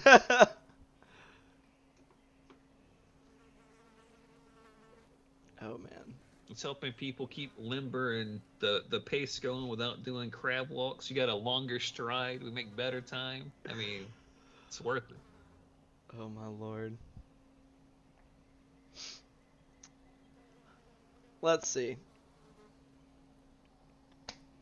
Let me see. Give me high low, Bart. Always high. Always high. Okay. Woo woo woo. Can I just go ahead and throw this out there? Positive or negative high Positive for yourself? high? What do you mean? Like always good is Always high. good for you? Okay. Yeah, sure. Jesus Christ. I need a better fucking dice tray. Like, I love this one, but it's little. Okay. Gloob and Julian, give me dexterity saving throws. Oh no. Okay. Bart goes in for the nut punch. 16. Also 16. Okay. All right.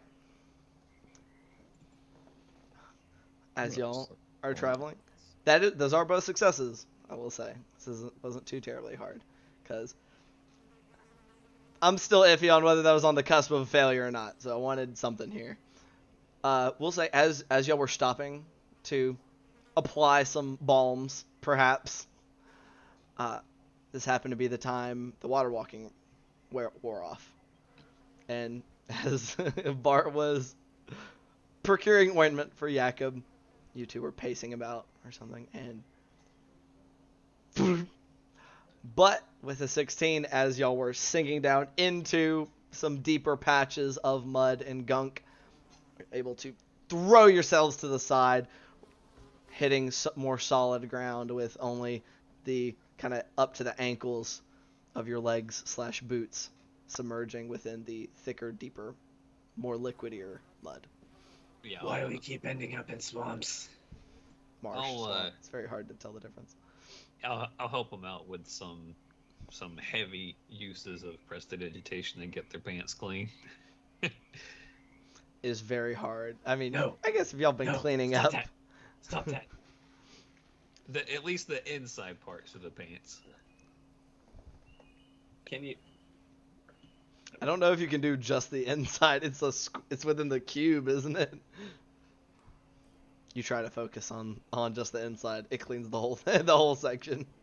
You see Oh, Julian shit. like indignantly rubbing mud back on his pants. Well, that's fine. I mean, Don't ruin my camouflage. I'll take it, Bart. I'll take it. yeah, You're clean them up. bright maroon clothing. Yes. Fantastic. Love to see it. William Kinda says, if I clean die, up I the wanna hat. die looking good. Clean up the hat a little bit as well. Like over there, like Indiana Jones, like snatching your hat up, kind of brushing it off. All right. So, who would like to take the last check of the day? I will. Oh, never mind. Okay. It's No, up to go y'all. ahead. Go ahead, Gloop.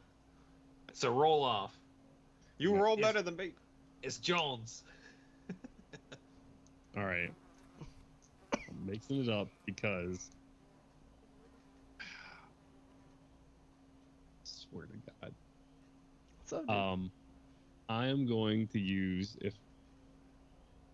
Don't kill my fucking birdie, and I'm gonna use no. animal handling to This is the worst idea you've ever had. probably. What Oh else am I- no.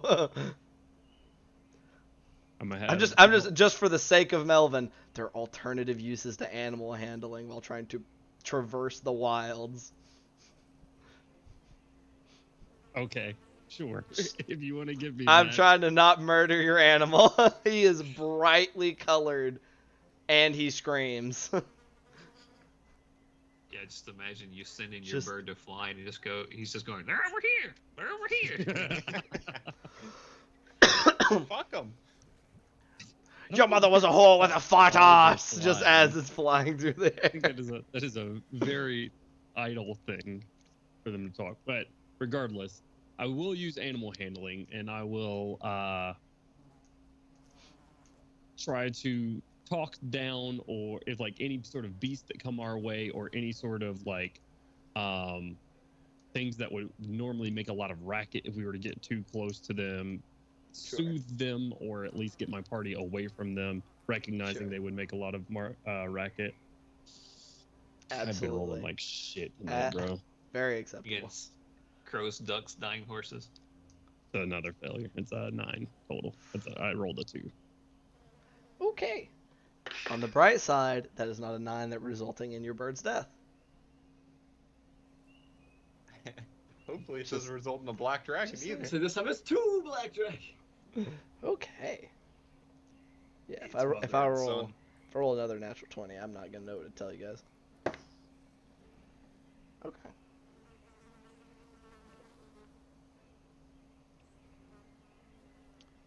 All right. So, in your attempt to watch out for animals and the like gloom. 1 second, fellas. I'm sorry. 3.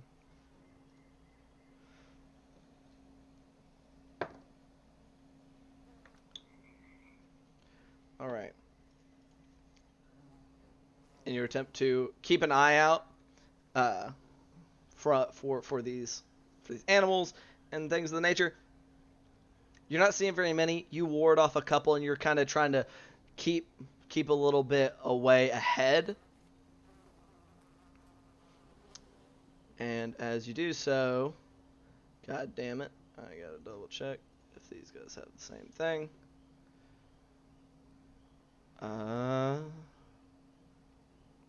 Okay. Your AC is 17, right? Correct. Oh, that's not what you like to hear the DM ask you. What was your AC again? Yeah.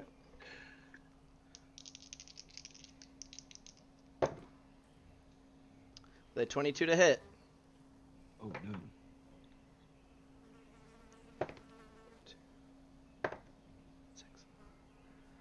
You take 8 points of bludgeoning damage as some of these smaller, more withered-looking trees around you that seemed to have been kind of had loosely hanging, like, what's it called? Spanish moss and other amalgamations of just kind of junk and detritus that have been hanging on. One of them, a kind of tendrily arm shoots out, wrapping around you, grabbing onto you as you see multiples of these large, humanoid-looking amalgamations of plant matter lurching to life around yourself and your party. And as we're going to take our break before going into that. All right. Oh, I did not see the title. It was good grief. We'll go ahead and do that early. So, thank you guys all so much for joining me here tonight. I hope y'all are having a good time. I'm having a good time. Y'all didn't have to fight the dragon, so, I mean, could be worse. Could be worse. Thank you guys for coming to watch. Thank you guys for coming to watch. We're going to be back here in just a short few. We're going to take a quick bio break, and then we'll return to whatever may happen here. So don't go anywhere. We'll be back. Bye. And welcome back, everybody. Hello. Fucking pageant Jacob. Beauty pageant Jacob. Or is that more of a? That's more of a parade float thing, isn't it? The Yeah. parade float Jacob. I don't know. We'll one day maybe. I just got to get in a parade. Anywho, You'll welcome be back. Homecoming queen one day, Jakob. Woohoo! Just take a note. Yeah. Have homecoming contest. Think this party won't squat up behind Jakob to make him the prettiest homecoming. I believe you. That's why it is worth noting. Oh man. Anywho, welcome back. We're back here with the second half of this here Ghost of Saltmarsh campaign. So, cough, wheeze. The first half of this session proceeded with our party continuing their way through the marsh. I keep saying swamp. I don't give a shit. It is a marsh. I'll probably keep calling it a swamp. Doesn't matter. It's a real swampy marsh. Making some plans in regards to the scouts, sending some messages to Monsieur Firebrand back at the home base, and getting some, not a whole lot of clarification outside of get as much information as you can, because we don't know shit. Mm-hmm. Thank you very much. Proceeding the next day to very, very narrowly avoid the wrath of a young black dragon patrolling its territory, almost falling into some pits of mud, and now being assaulted by some vine blights is where our heroes now find themselves. So, Gloob, you have taken 8 points of bludgeoning damage as one of these things, like tendrily arms, whipped out around you and has now wrapped itself around you, making you both grappled and restrained, and taking those 8 points of damage. So we said next in line was Julian. One of these vine blights is making an attack at you. This one kind of from the back coming forward. Oh, whoops, and I'm sorry, they would have had advantage because this was surprised. That's going to be a 17, which I think does not hit you, or does it without your shield? It hits me without my shield, which I do not have. Okay. So you are also grappled and restrained, taking 9 points of bludgeoning damage. Which next, I believe, is Bart. Mm-hmm. That is going to be a dirty 20 to hit. Definitely hits. Taking 6 points of bludgeoning damage. And the last one coming at Jakob with your reduced to 16 AC. Holy shit, even with advantage, only an 8 to hit on number 4. And I will go ahead and tell you there are 6 Vine Blights in total. So one of these other two, one of the remaining two, is going to make another attack at Jakob. Jesus. That's a natural 20 on that one. I'm going to roll the other one just for fun. And you are not wearing heavy armor, Jakob, currently. Yeah. So that is going to be 9, 18, 20 points of bludgeoning damage on that Holy crit. fuck. 6 and a 3 on the d6s. So dirty 20 as that one also comes out, wrapping around you, grappled and restrained. And then we're going to roll a d8 to see which one of you guys the last one attacks. Oh, y'all are actually very conveniently arrayed from left to right in y'all's marching order. Hey. Last attack coming at Gloob.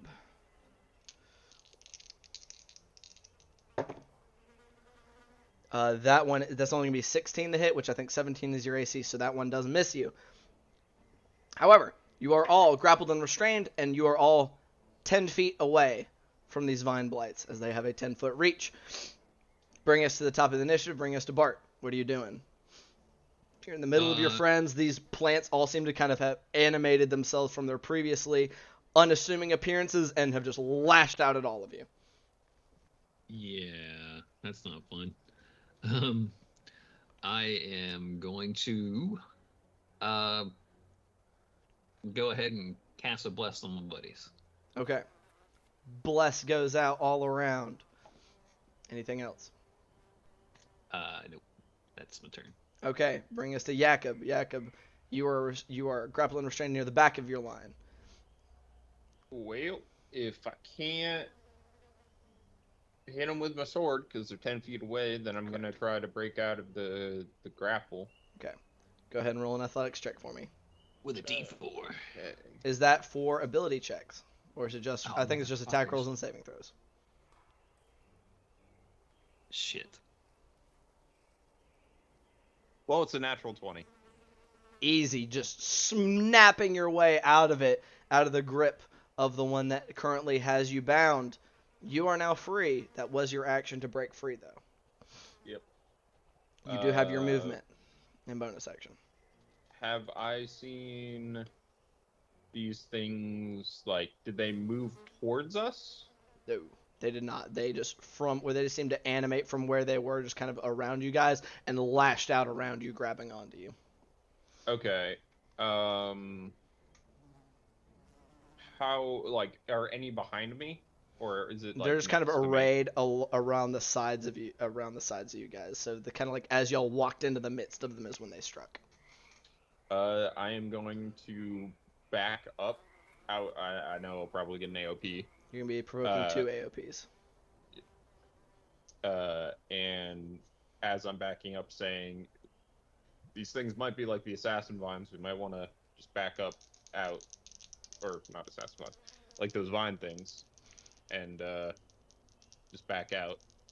Okay. So as you go to move away from them, the two that are kind of on that end near the back where you are both lash out with one of their other arms. because actually, I think only one of them can because one of them is still holding on to Bart. It's actually only one of them attacks you. They no longer have advantage. However, that is a 16 on the nose. I'm going to. Can they hear? Good question. Man, I really hope they can hear. They are immune to the deafened condition, which I do believe is the only thing that keeps your thing from working. Let me double check. If I didn't see that on here. it says when you are hit by an attack roll, you can use your reaction to channel your hunting spirits, letting their voices howl through you. If the attacker isn't deafened, then they are immune to deafened. I'm not trying to deafen them though. But that is effectively what it is. Because if they are deafened, meaning they can't hear. Oh, wait, actually. Immune to deafened. Yeah. Hold on. You can't hear, generally speaking. Yeah. That's Yeah. hearing. I do isn't believe. one of their five Yeah, they don't senses. need to hear. Basically, is what that means. Okay. So it would still go off because you would still be attempting to use it. However, even as your daughter just seems to swoop forward as she has times before, just kind of screeching right next to this thing, it does not seem to affect it. All right. I'm assuming I am grappled once again. You are grappled once again, taking 11 points of bludgeoning damage as you do so. You do still have your bonus Ouch. action. I'm gonna second wind. Okay. So you'll see as Jakob goes to back away, saying these things about the vines that attempted to assassinate you within the forest, and proves himself right instantaneously as it does lash out and grapple back onto him. All right. Is there anything else you would like to do, Jakob? Nope, nothing I can do. Okay, that brings us to Julian. You are Alrighty. grappled and restrained. I am grappled and restrained. Julian is not a particularly strong person, so instead of trying and break the grapple, is everyone restrained right now? All four of us? Currently, yes. Alright. Bart's always the one that ends up having to pull everyone's pancakes out of the fire, so he is going to shoot at the one holding Bart. That attack is at disadvantage. Right. As you are restrained currently. Go ahead and roll it. Both shots will be at Okay. disadvantage. 13 on both of them, plus... Where the fuck did my shit go? Like, 8. ridiculous 21? for you. Yeah. 21 hits, absolutely. Alright, and the second arrow is at disadvantage as well. 14 and a natural 20, but the 14 will take it. So 21 and 22 for my 2 attack rolls. Both hits. Go ahead and roll damage.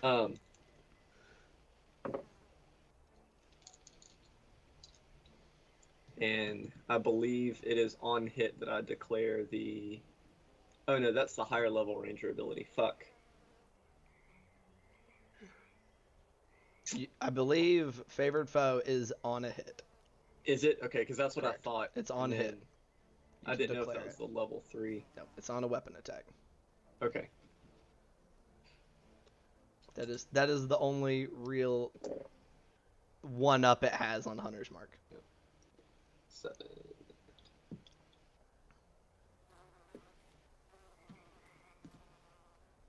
Oh wait, hold on a second. That'll be 32 points of damage. 32 points of damage. That kills the shit out of it. Actually, Hey! those 2 arrows just catching it. Julian just like takes 2 shots at it. He's like, "Get me the fuck out of here!" Okay. All right, is that gonna be it for your turn, Julian? My bonus action and my action, and I ain't going nowhere. So.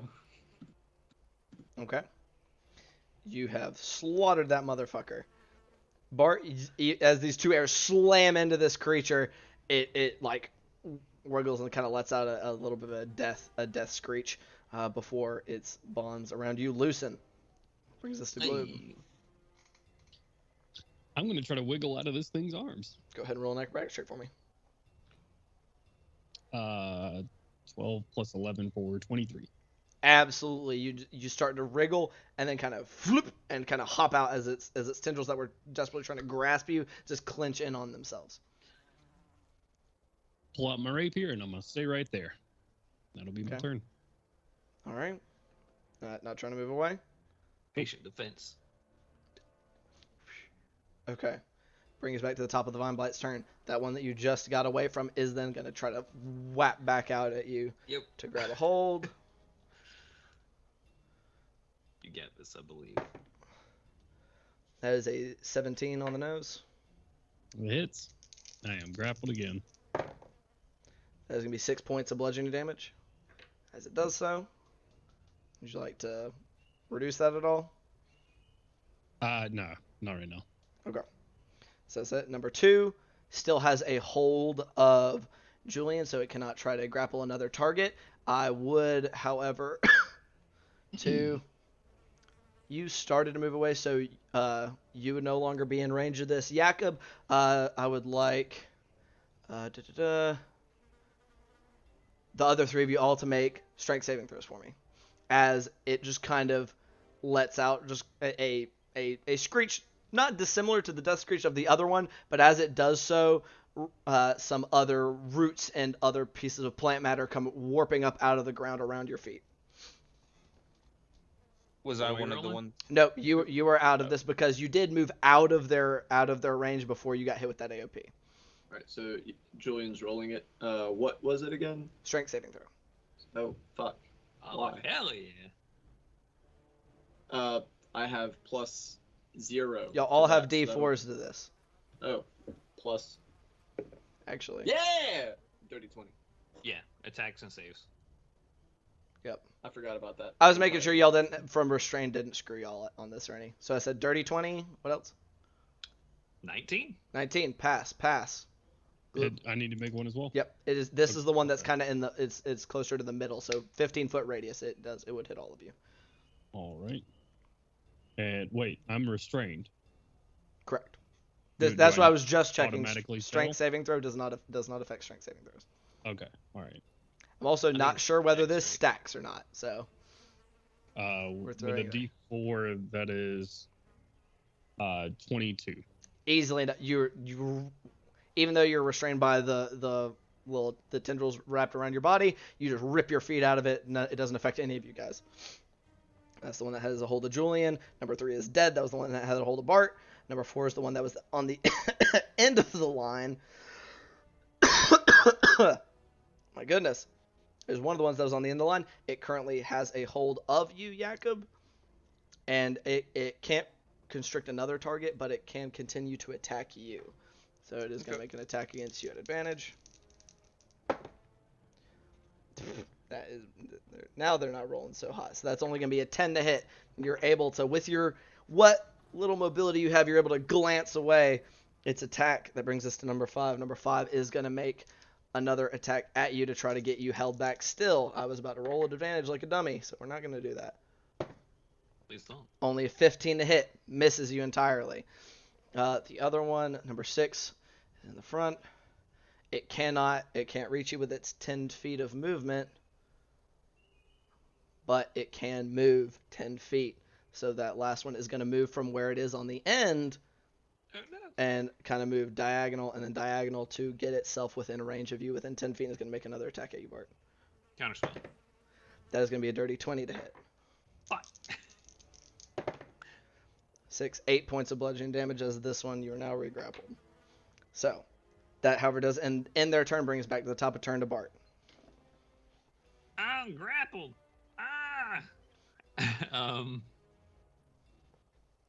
As that happens, you just hear Julian go, "Oh, for fuck's sake!" Well, you know what? To help out with their saves, I'll go ahead and get an emboldening bond on the rest of us. Okay? On everyone. Alrighty, the 3 of you, all emboldening bonded.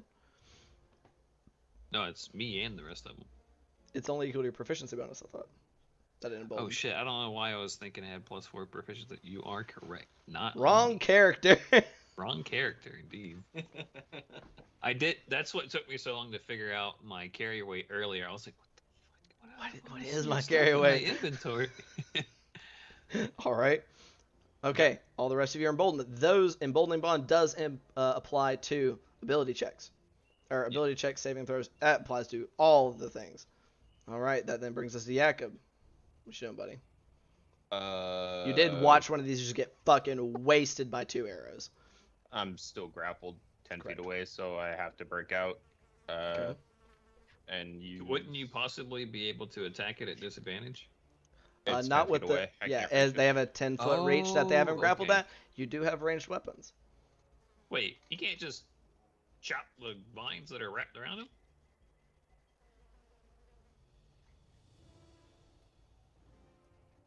You can certainly try if you would like. I will not rob him of that opportunity, as he has a great sword. Rapier, probably not so much. I'm grappled Sure. right beside it though, right? Yeah. Did you move towards it? I didn't say I did, so no. I will attempt to greatsword it. Okay. Go ahead and swing. You're only grappled by 1 at this time. That's 2 19s. Okay. Absolutely hits. Uh, Roll nice. damage for me. Let's see. 2d6. 9, 14. 14. You come down with that first attack. Boom! Slamming into it, breaking its hold on you with that first tendril that it currently has a hold on you. Okay. And then I will step forward to get closer to it. Okay. Boom. You've now closed the distance. To get another attack on Okay. it. Is it a regular attack or Great Weapon Master? This is going to be Great Weapon Master. Alright, you do have 2 d4s you can apply to that if you haven't applied one of them already. I used one last one. Okay. That's going to be... If you use Bless, you can still use 2d4. No, I used both last time. Oh, okay, I'm sorry. Because the attack was at disadvantage, so he added Yeah. both d4s to him. Okay. Can I use Bless on this one? Yeah, Bless is on Okay. every single one. 15. 15 still hits. Go ahead and roll damage. Okay. That's going to be 9 plus 24. Jesus. Alright. You smack the fucking dicks out of this thing.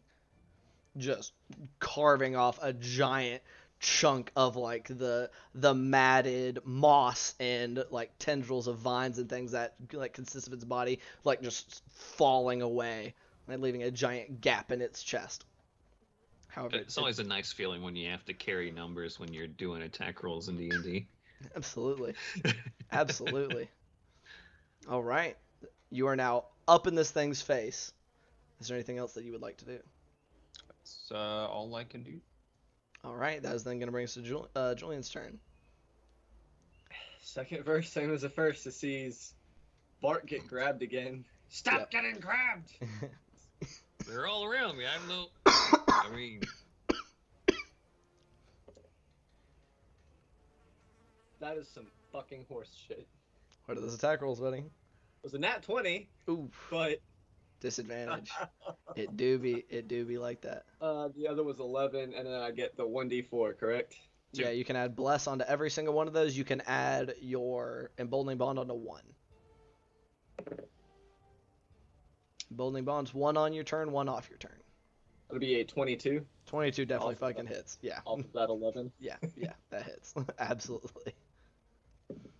and a 16 and 11 plus. I got a 1 off that emboldening bond. Does a 19? They have an AC of 12. You hit. Yeah. oh my gosh. Oh, yeah. I don't. I mathematically, it is unlikely for me to miss these Yes, things. it is very hard. Very difficult. Another, They are ambush predators that also happen to be plants. another favored foe onto this one. Okay, remember, so that's another one lost. Another one down. Yeah, I have 3 total. I've been marking Correct. them off. Yep, so that's number 2. On the D8s, that was a max and a min. Be like that. On the D4s, a max and a min. That's You the only most only apply the D4 once. Favorite you foe's do? only on 1 attack. Yeah. Well, 31 damage to the last one then. Would that have lived? How much was it? 31, not 32. 31 instead of 32? Yeah. I will give it to you since you're still fresh to your new stuff. But Choosing to take I thought it was the like- low. Yeah. No, it's only on one attack. 31 does still kill it. Okay. Whoops. Oh, well, whatever. Same thing. For this one, however, So that is both this- of your attacks sunk into it, correct? Yep. Hold on 1 second. I got the bunch of different areas of damage for this. It So- didn't. You said you did 31 total, right, between That both was to attacks? the last one. Last one was 31. Oh, 'Cause I dealt yeah. 32 last time. but both Oh, my yeah, D4s yeah, yeah. did once. Yeah, that would have killed it. Yes. Okay. So, I thought you were saying that was 31 damage onto this one. So This one will be 27. 20s. Okay, never mind. That's still alive.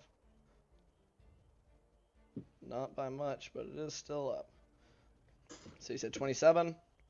Yes. All right. Okay, so you both arrows sinking home into it, very similar to the last one. However, not quite seeming to like. And these ones, like, they go through it and carry off chunks of what is made up of off like kind of into the marsh. But it kind of wiggles and wails, but it does not fall as the first did.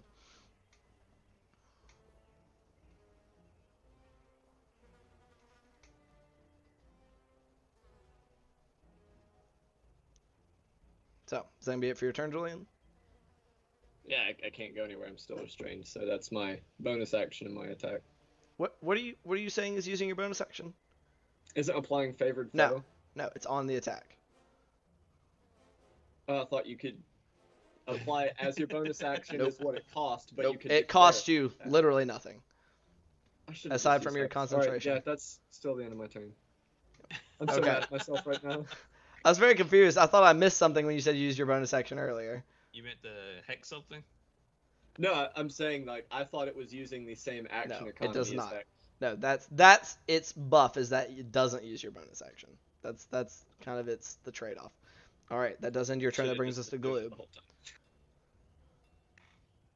All right, I'm gonna try to just take the rapier however I can and just slice these things if I can. Slicing the ones nearest to me or the ones holding on to me. You're trying to cut the vines that are holding you? Yeah. Okay, go ahead and roll an attack roll. You're only being held by one currently. Disadvantage. That is 7. You don't have plus- disadvantage on your checks. It's only against attack rolls. It's only on attack rolls that you have disadvantage and on Yeah. dex saves. Yeah, no. This Oh yeah, is you're making attack. attack. I was thinking like Yeah. you're getting out. Yeah, sorry. My apologies. Go right ahead. 7 plus 9 for a 16 to hit. For a 16, does still hit. Go ahead and roll damage. Okay, I don't know if anything else is within 5 feet of it. Do I get sneak attack? I'll say this is on its arm thing. I'll say sneak attack would not apply to the appendage. 10 points of damage. 10 points of damage is just enough to do it. Breaks through, and it does free you. Uh, Would you like to move I will- closer? bonus action disengage and go over to the one that's holding Bart. Okay, bonus action disengage. You kind of move around, circle around to the back, or kind of standing in between him and it, whichever you prefer. You are now within 5 feet of the one that has a hold of Bart. Okay. It looks rough as a plant can. All right, ending your turn. That brings us back to their turn. So, number 1 is gonna move over. It can move 10 feet, so it's gonna kind of move across and make its attack at its prey that has gotten away from it. As the rest of you are still grappled, and Jakob is too far for it to get to with its 10 feet of movement. So there's only going to be a 12 on its attack against you, though, Gloob, so not being able to hit. You just kind of duck out of the way as its arm kind of lashes out around you, trying to wrap around you again before recoiling back to itself. Number 2 still has a hold of Julian. Does not regain its ability and is going to basically attempt to crush you, Julian. Is this an attack roll or is it making a skill check? It is an attack roll against you. I will be shielding that. Okay. That's good because it would have hit you on the nose at a 17 as it kind of lashes out its other arm to wrap around you specifically. And that arcane shield kind of, that bubble kind of pops into life as it circles around it and attempts to squeeze for a second before its arm slithers back. And the shield seems to stay in place for the moment. That brings us to number 3. Number 3 is fucking dead. Number 4 is fucked up, but it can't really get away from you, Jakob.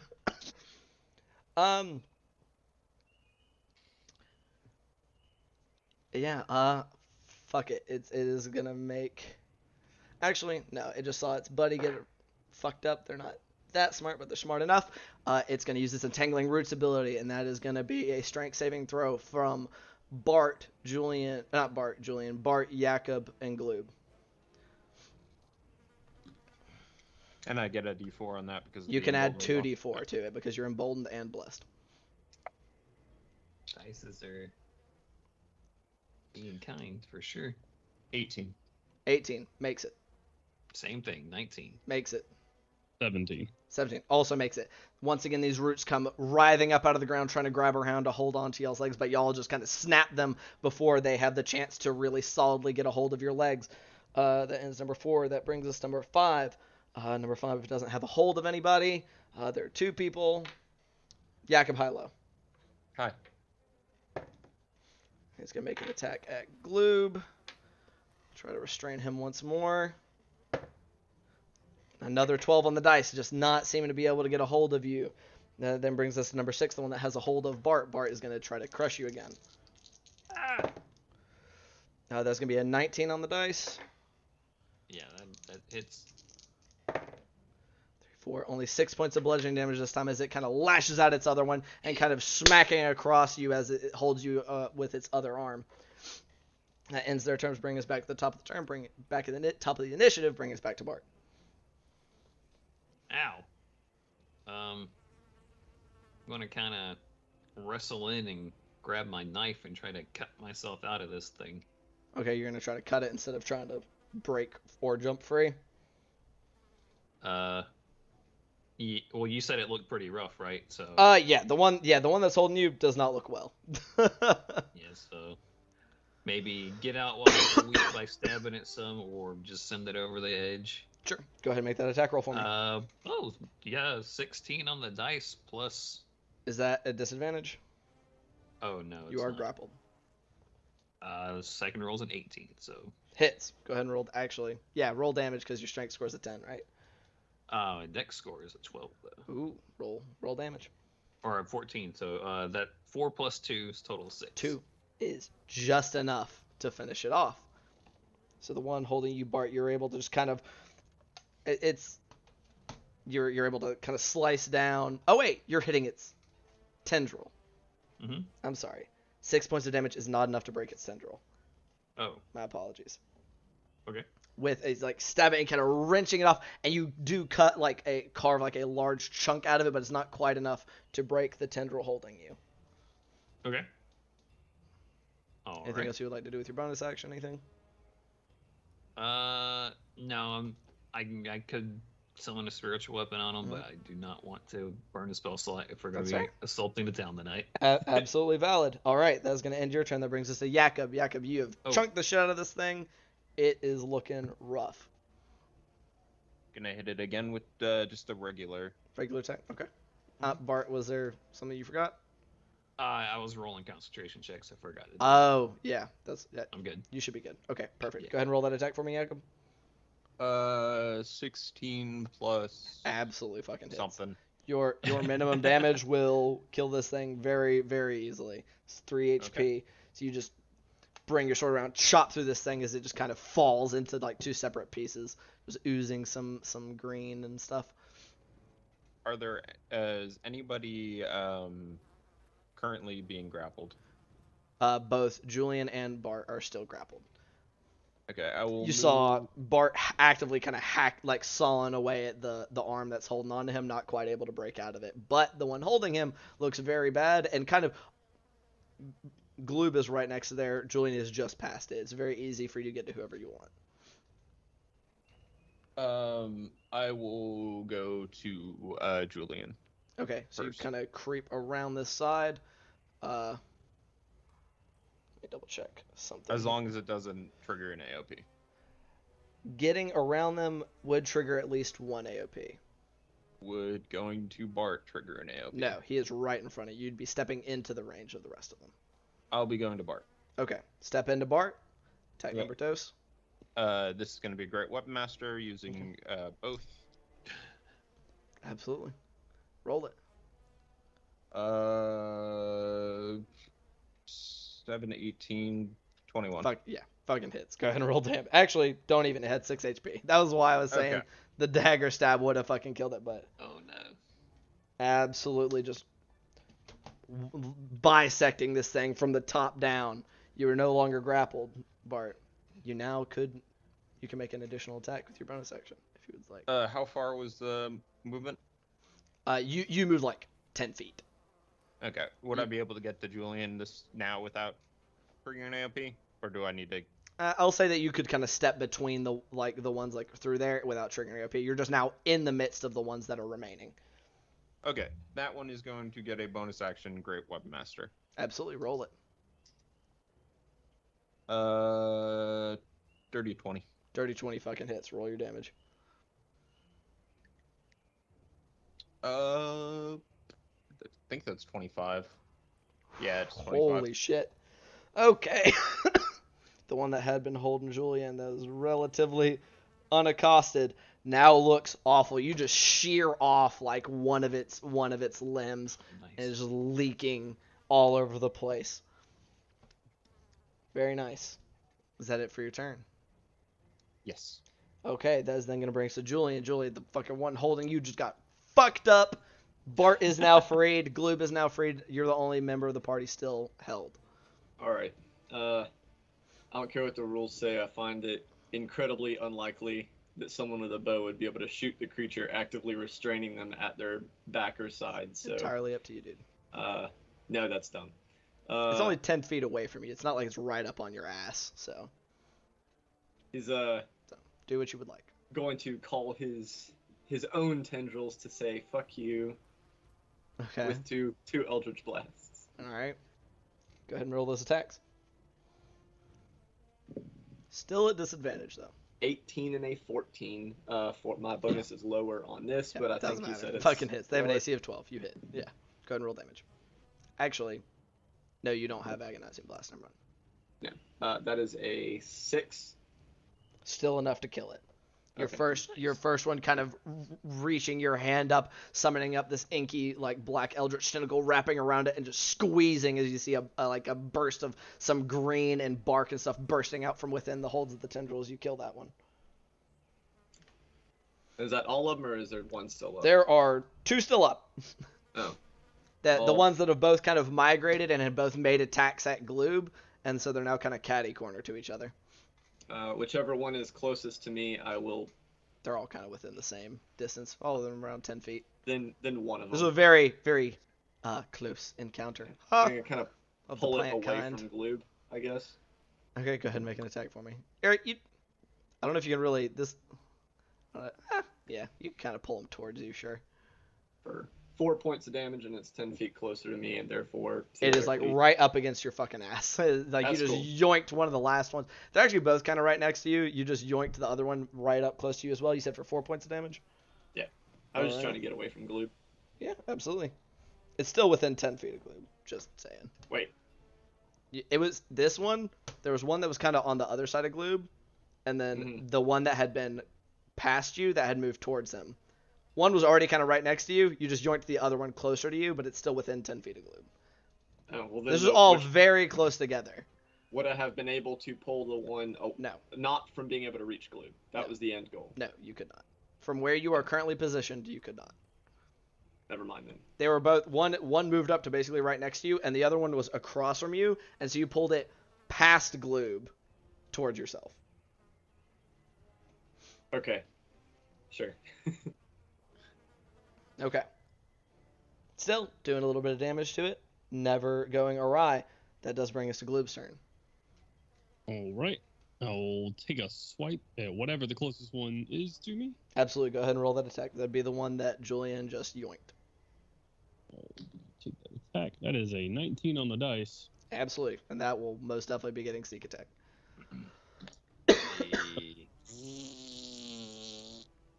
Sorry. 12, 16, 22 points of slashing. Almost bringing this thing down, just ramming your saber through it and ripping it out, as again bringing, kind of like sawing your way down as you bring it on the way out, kind of cutting out of its side as it loses all kinds of various bits and pieces of plant life that help make it up. All right, does that be it for your turn? Gonna be it. Okay. Fine Blight numero uno has not used this ability yet, so it is then going to have Bart.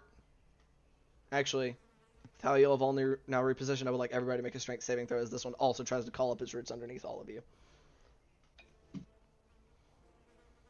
Not doing bad on these. 18. 16. 18, 16. Pass, pass. 13. Pass. Oh, shit. It's not very hard.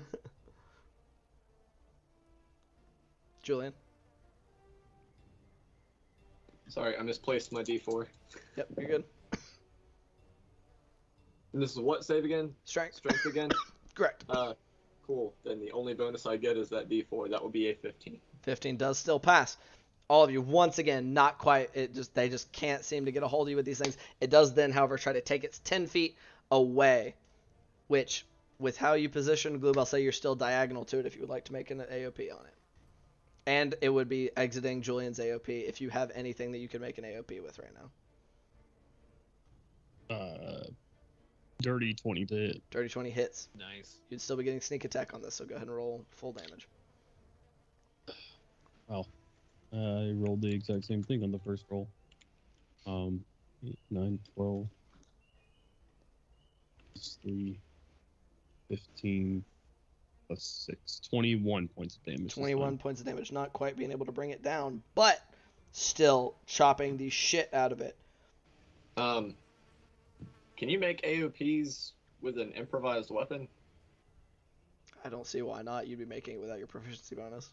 I'll be hitting it with my bow. That's all I got. Okay, so you're gonna try to whack it with your bow. That's you get. It's You an can eldritch bow. you can It's get not one gonna break. d4 to it. All right. With no proficiency. No proficiency. This is a strength-based attack. 'Cause Oh. you're trying to whack the dicks out of it with a bow as a stick. The dicks. Nope. doesn't know- go through. I don't think I like you saying that you're whacking the dick out of something that's wrapping people up with tentacles. They're Just as tendrils. a- They're tendrils. It's a plant. It doesn't have tentacles. Come on, guys. Sure. You But see a very, very frustrated looking Julian just trying to Whoosh! smack this thing Just- with a longbow. it just can't quite connect as it moves away. All right, that brings us to the other one's turn. That other one's kind of fucked no matter what it does.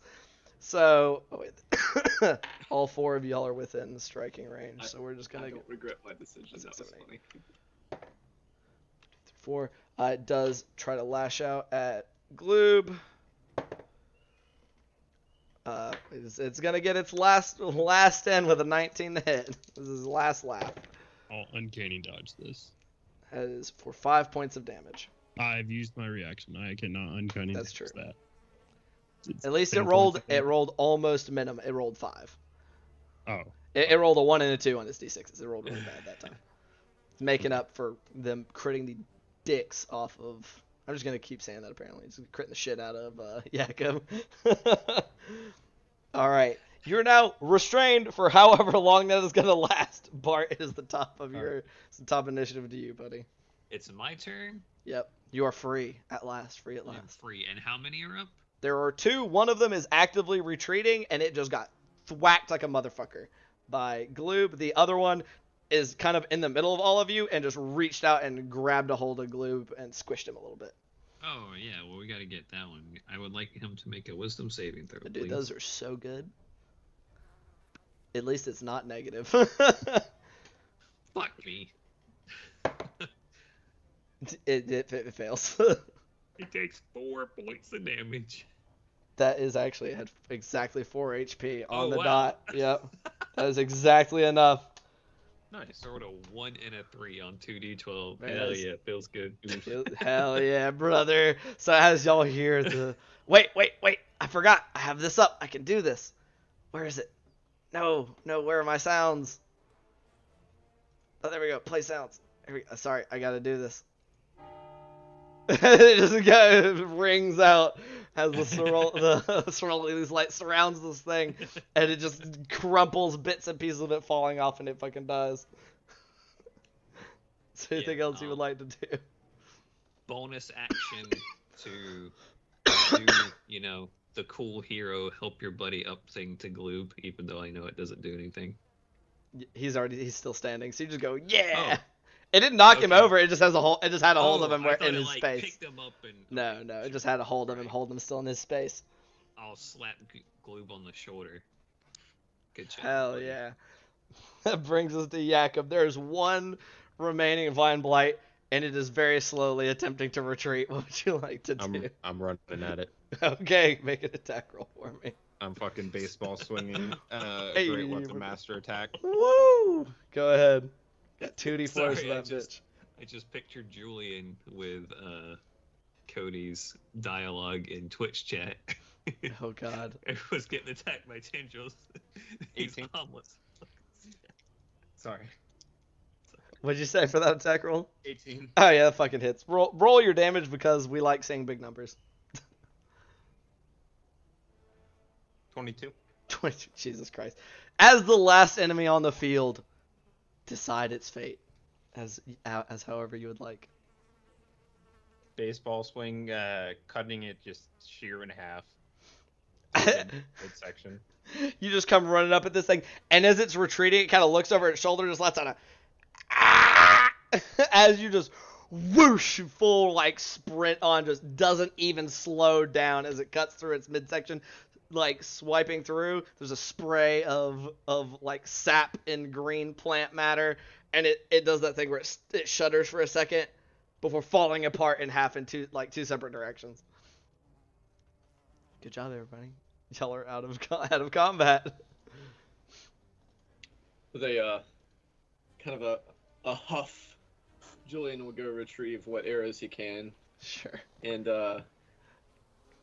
Roll an investigation This check for place. me. Yeah. Actually, no. I mean, it's not hard to find. I'm just gonna roll. let's. You fired 4, right? Yeah, I should get 2 back. You get according 3 to- back. Oh, okay. We roll percentiles in here. We like rolling dice. Okay, cool. Let me just add that one back then. I worked on a farm for 60 years. Never had one damn plant attack me till I started hanging out with all y'all.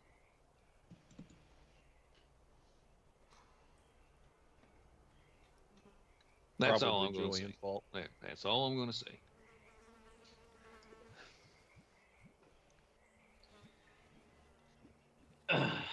Just like where he's like crushed, like I fucking hate this place. Yeah, maybe we should find a quiet spot and take a little breather. Yeah. I miss my goddamn armor. I think that's the most damage you've taken in that short amount of time ever. I'm gonna I guess warm everybody's biscuits before we settle into the short rest You're gonna You do what? to me? with some basking healing from Sorololi, Okay. What kind of healing you doing here? Oh, you're doing your channel divinity? Yeah, All roll right. double 1s for the first one and double 2s for the second one. Oof. So 7 So and 9. 16 points of healing. Wait, we're about to take a short rest, aren't we?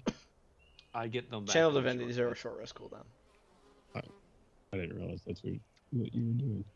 If you- Oh, in that case, I'm much better. So everybody gets that back. I keep forgetting I can look at y'all's HP.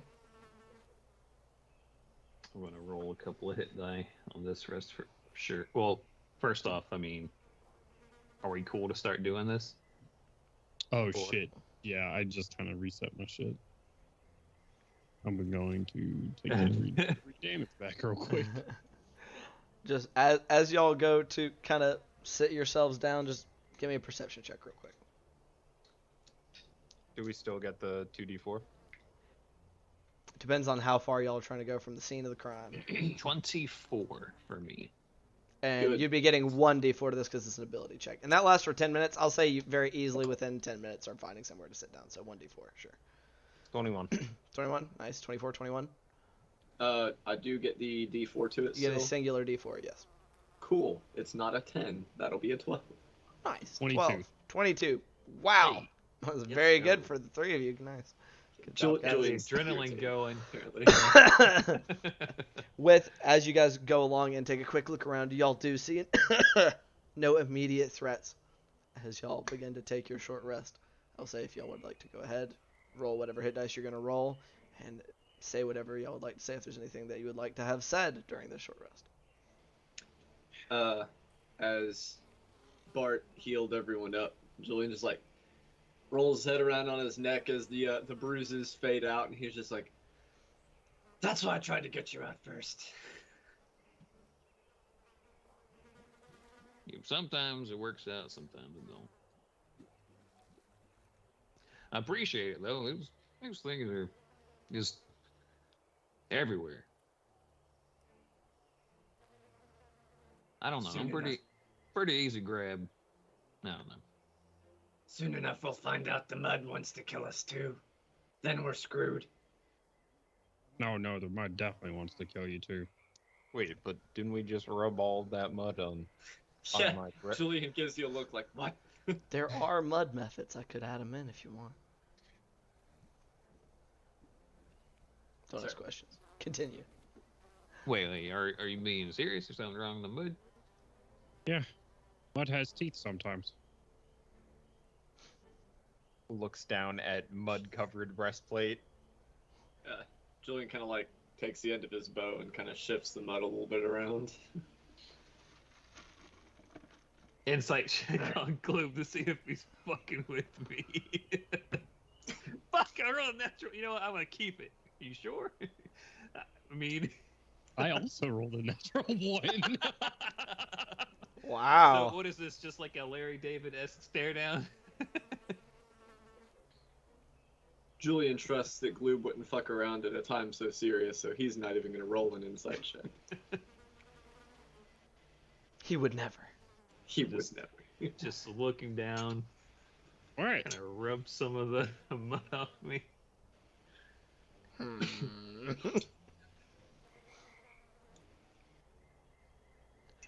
Alright. As long as everybody rolled the hit dice they're rolling, make sure they've subtracted them from their total. I'm back to max after that heal from Mr. Bart. Same. You only took 16 damage? It took Well, 9. Oh yeah. Plus the hit Oh yeah, die. they missed you. Oh yeah, because you shielded.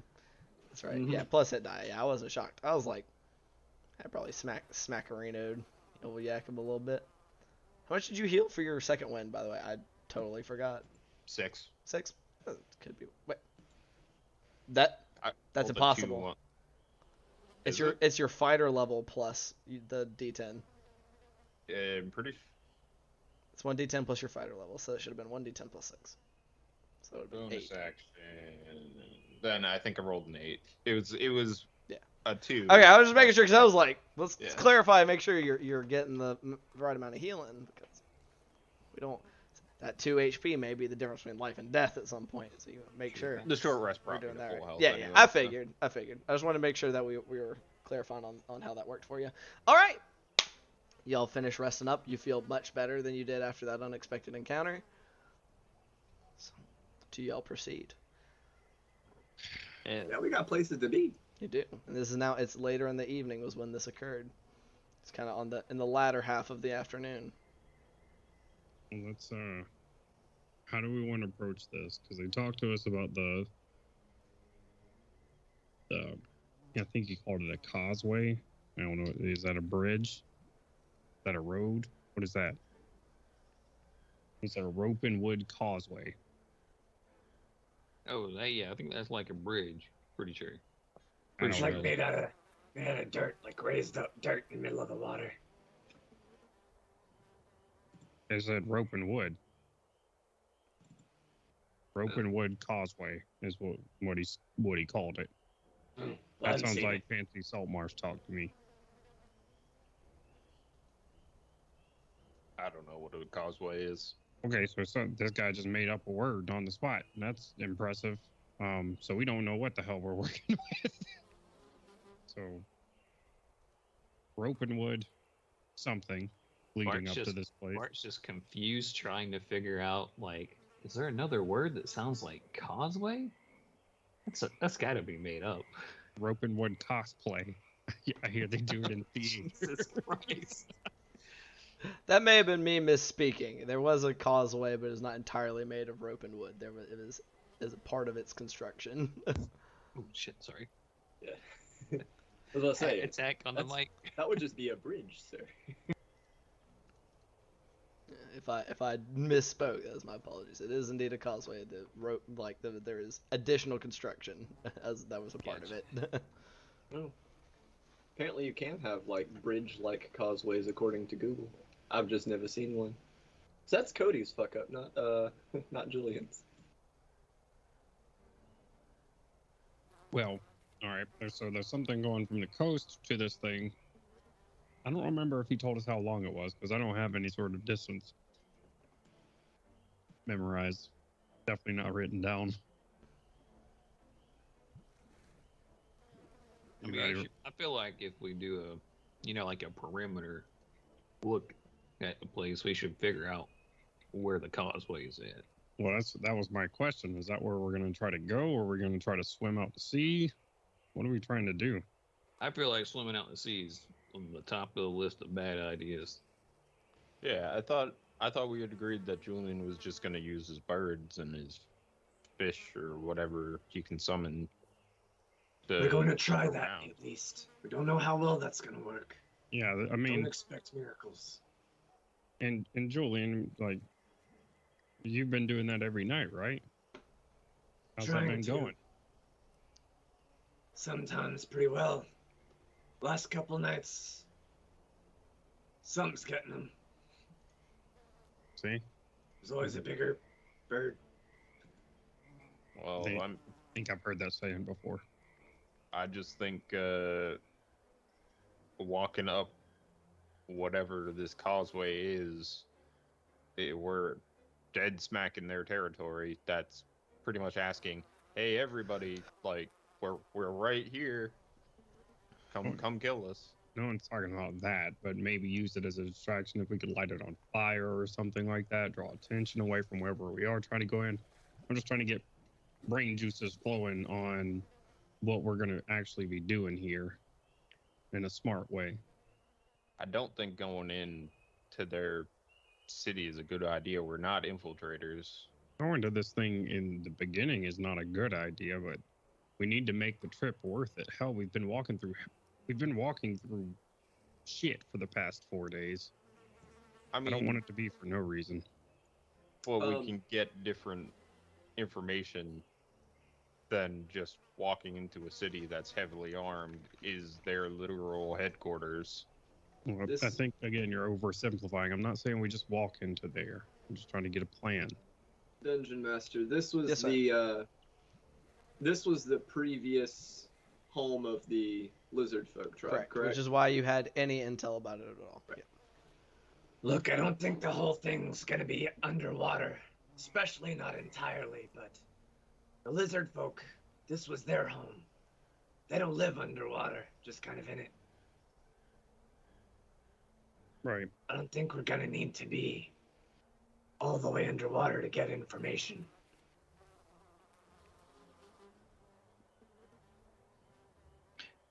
Yaku, how many dragons you seen in your life? Well, now too. Julian? That mixed two. Blue? I've heard of them before, but I think that's probably only the past couple I've seen. The ones I've seen with you guys. Yeah, same.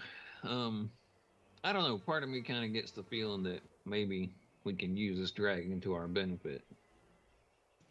Julian coughs on like the piece of cracker or whatever he was eating. What?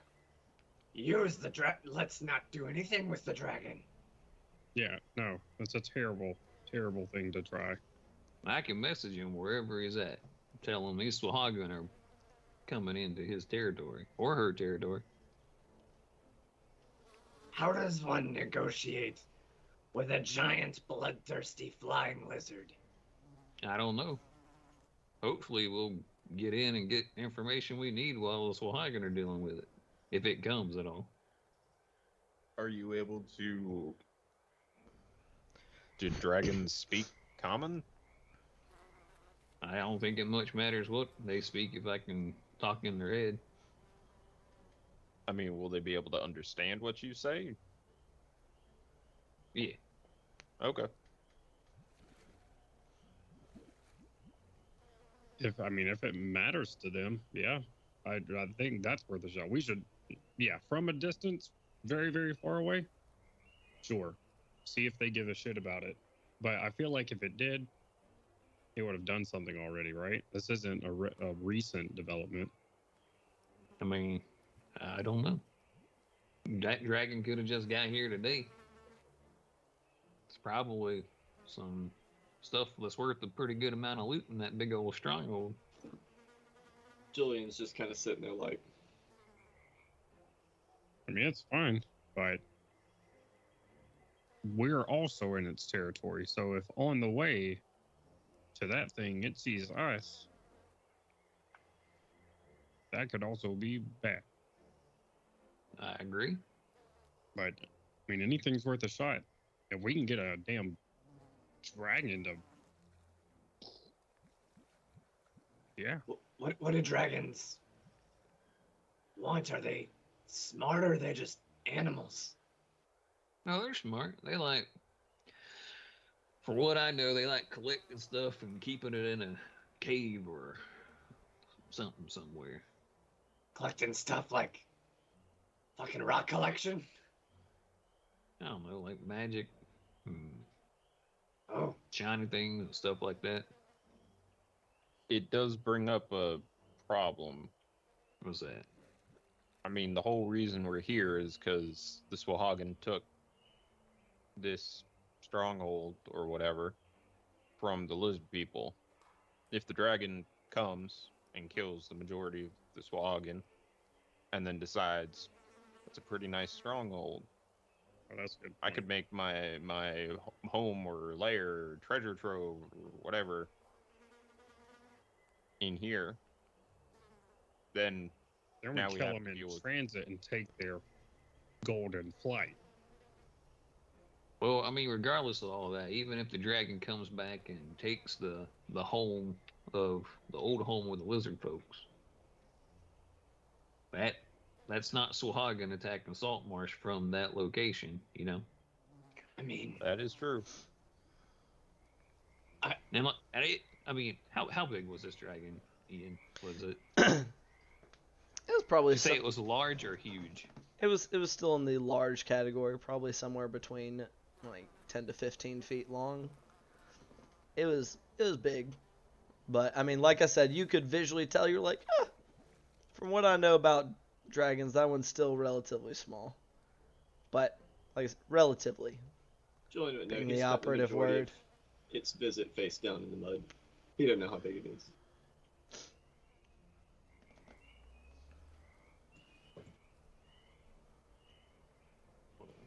well, what are we gonna say to provoke it? Hey, great one. There's some Swahagan encroaching on your lair to the southwest. They intend to take what's yours. Man, are making plans in your territory. I humbly let you know that they are plotting against your best interest. What if he says something like, I know, I sent them. I gotta go kill a dragon too. You just kind of like see Julian like, Yeah, I'd rather not get on a dragon's bad side personally.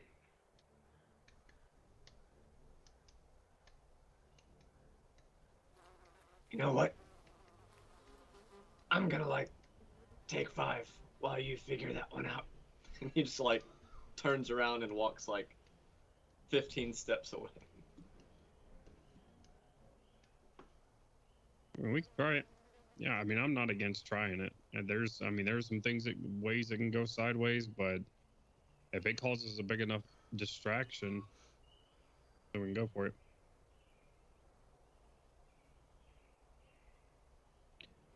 All right. Well, maybe let's get a little bit closer. At least get eyes on the compound before we call any big black friends to come and burn everything down. Okay, you want me to sneak ahead? I mean, how close are we from it right now, DM? You should be relatively close by to being able to see it. Okay. At this point, this is where this last little bit of the journey would be where y'all are having to start angling back in towards the coast. Okay.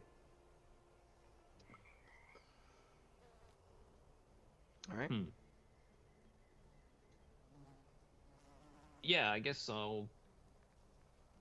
Yeah, I guess sneaking ahead and seeing what's first is probably the smartest thing to do. In that case, I will sneak ahead of the group about 50 feet or so, Sure. and get eyes on it. Give them any sort of intel that I can. Go ahead and roll a stealth check for me. Advantage or no? Sure. That's good. 16, 11, 27. Very nice. Okay. 27. All right. And are the rest of you trying to be stealth behind him or no? Yes, absolutely. Yeah.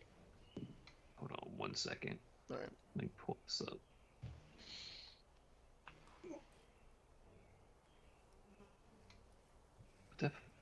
Sorry.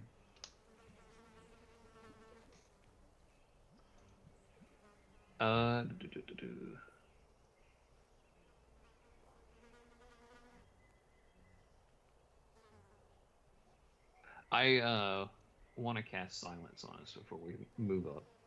How long does silence last? Concentration up to 10 minutes. I'll just go ahead and tell you. You know you're more than 10 minutes away. Oh, okay. And silence can move. It can be cast on an object or individual. Created or passed through a 20-foot radius sphere centered on a point you choose within range. Any creature or object inside the sphere is immune to thunder damage, and creatures are deafened entirely inside it. Casting the spell includes a verbal component. Is impossible there. Yeah. So it does it can or cannot move. It cannot in 5e. They changed it. It looks like it can't. As I thought that's how Okay. it and darkness functioned the same way, which is weird, but Yeah, in 3.5, you used to be able to cast both of them on like objects and stuff, but changes.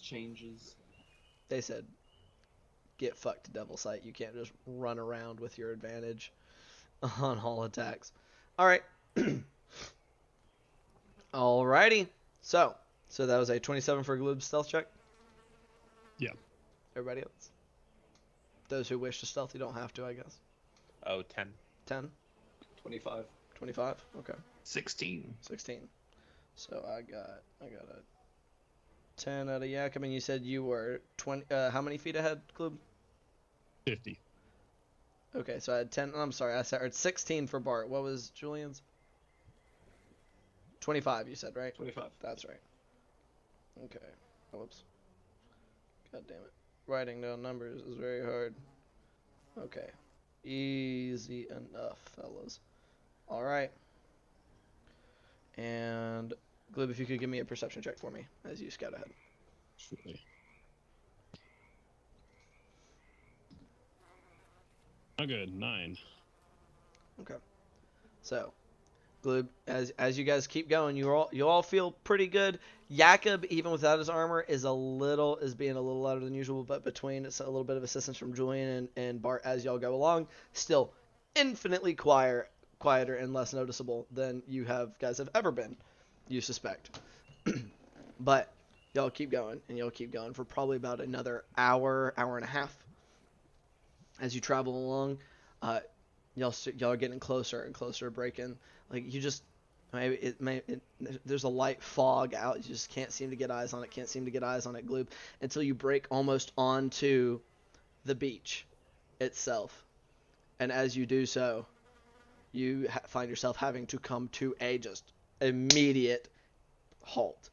Because as you almost break onto like what little cover there is on the marsh onto the shore, you can actively see Sahuagin moving out in the water, some coming up onto the beach not 30 feet away from you. As they make their way up, none seeming to notice you at this time, but then farther out beyond that, you do see the formerly lizard folk, currently Sahuagin lair, and doesn't look quite the way it was described. This what was described to you was this towering structure of stone that they had carved into the tunnels and such into some lizard folk made that had been towering up above the water, especially for a natural structure. But what you see before you does not tower. It rises out of the water maybe by 30 feet. And you can see where this causeway was, probably a little more than 30. I'm bad at math. And you can see this causeway that was described to you stretching out onto it, made of dirt and rocks and things that had been kind of piled up to keep it, and then with the rope and wood kind of railings and things kind of keeping it together, with the wood kind of paneling along, keeping the footing solid as it goes out to the side. And it goes out, and then you can see where it crumbles off in the edge. The causeway itself is probably about, it looks like it was probably about 100 foot, maybe a little more, a little greater, maybe a little less, something like that. But it doesn't matter because the end doesn't connect to the structure. It crumbles off, leaving 20-foot gap between itself and the stone, just crumbling away into the ocean. And this is everything that you take in immediately as you come to there and come up to a very quick and sudden halt. Just for clarification, does it look like the causeway's been destroyed, or like they've somehow managed to sink the building into the water? It would appear that the structure has been sunk. Okay, just making sure. Yeah, I'll sneak back to the party, stopping them as well, letting them know that we're very close to some patrols, and that also everything about the structures partially beneath the waves, and the causeway has been collapsed at points, or a point. It looks like it has just collapsed where it had met the structure. That right. As it sank, it just kind of crumbled away at that end. Doesn't that mean he said? Go ahead. How do you sink a whole structure like that?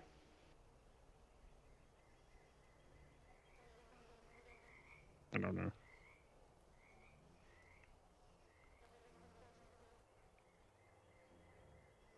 We need to find somewhere to set up camp and lay low. Yeah, I agree.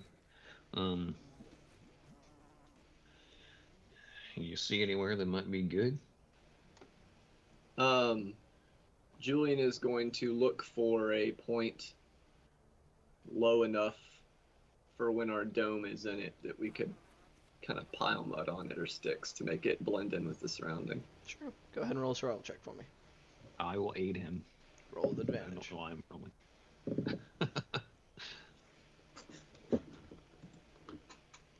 Also 25. Hey. Okay, 25. So 19 with your advantage.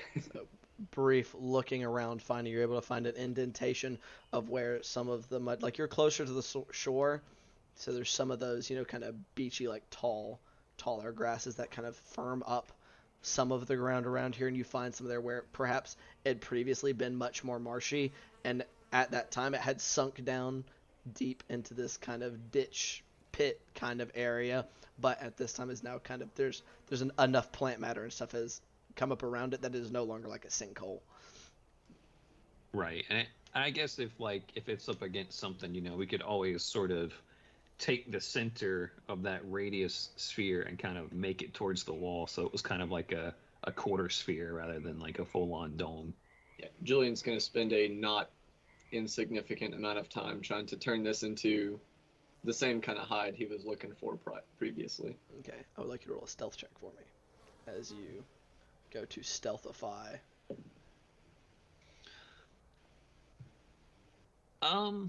I just realized something. Message can't work inside of a tiny hut, can it? Sending? Yeah, sending. Why would you say that? Because it says you can't cast magic outside of the hut. I mean, 23. I guess technically. I think that's... Yeah, I guess technically speaking, rules as written, it cannot be. Does your whole body have to be in the hut? Because you could just stick your head outside. Hi. You can also cast it before you cast the hut.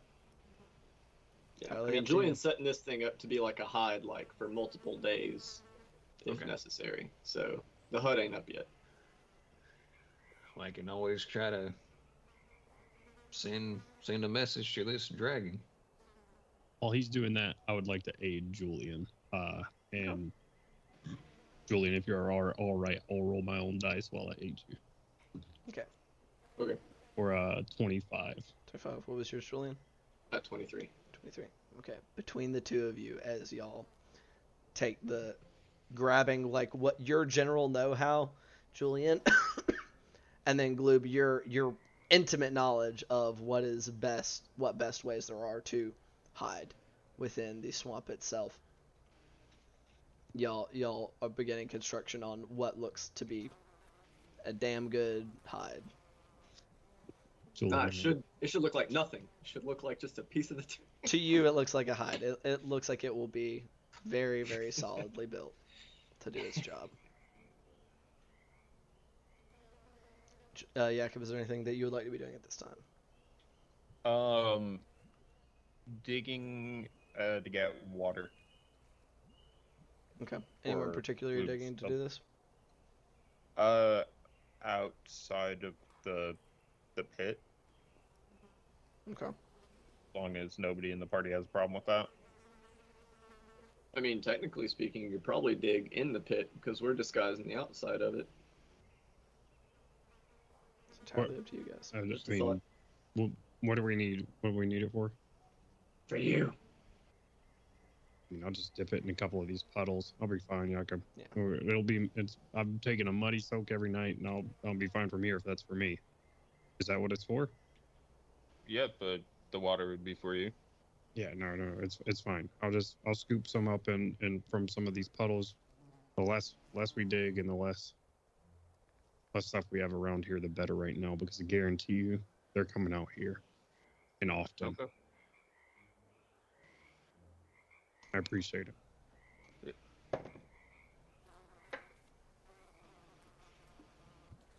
Whatever we're doing, though, we need to do it quickly. Me and Julian have this thing looking pretty good. So if you're gonna send it and you can't do it in there, then go ahead and do that, and then we'll get inside. Alright. I will think about the black dragon, and I will just message him. Great one. Your territory is being invaded to the west along the coast. Swahagan disrespect you and try to take your lands. Good hunting. Roll a deception check for me. Oh boy. You know what? I'm gonna use my birthday 20. Okay. Oh, shit. All right. Moments later.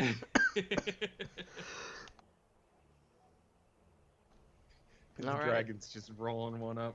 God damn it. Dog, I swear to God, if we in a few moments, if we're sitting on a ridge eating popcorn while this fucking thing just sends them to hell, oh God, that'd be wonderful. Okay. Alternately, What we'll out of attribute- curiosity, what does that bring your total to? My total will be the deception 25. Okay. That is very perfect. Did not want you to waste your birthday 20. Hey. So, a few moments later,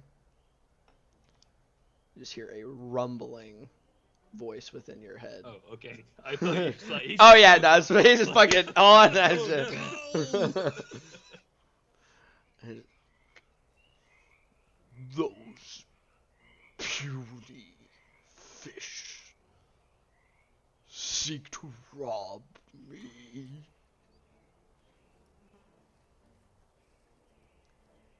With your birthday 20, you have gotten his attention. Oh, he requires more convincing? Correct.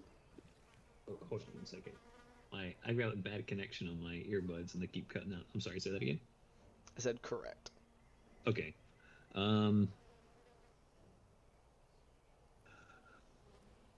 Okay, shit. I need to think about this to make sure I don't mess it up.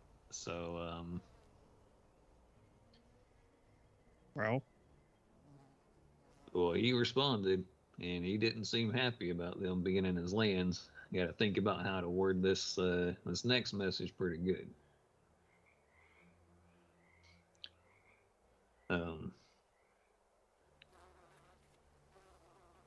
Maybe count for me because I don't have this one pre-typed out. speak slowly.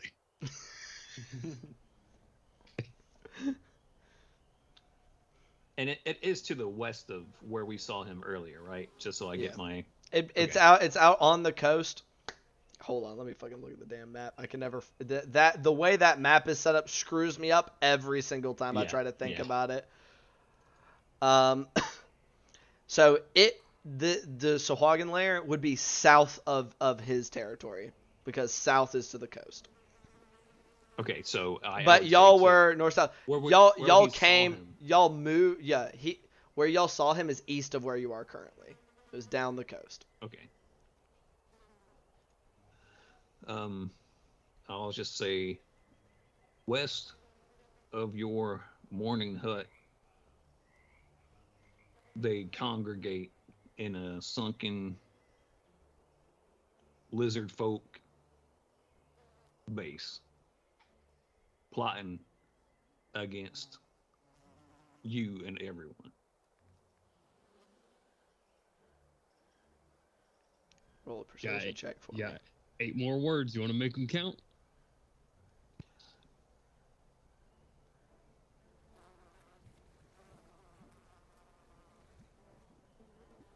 Their numbers grow by the day. And I would like you to roll with advantage because of your previous 20 on the deception check. Is it another natural 20? It's an 18 and a 20. Okay. What does that bring your total to? 25. 25. Okay, I didn't know if they were the same or not. Yeah, 2 25. more words. Fuck them. Get him. Get them. Sick 'em.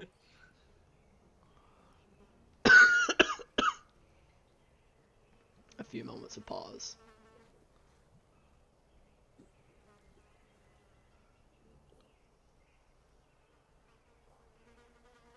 Their deaths shall be suffering. And that is all you get. I kind of like this whole fellas. It might get pretty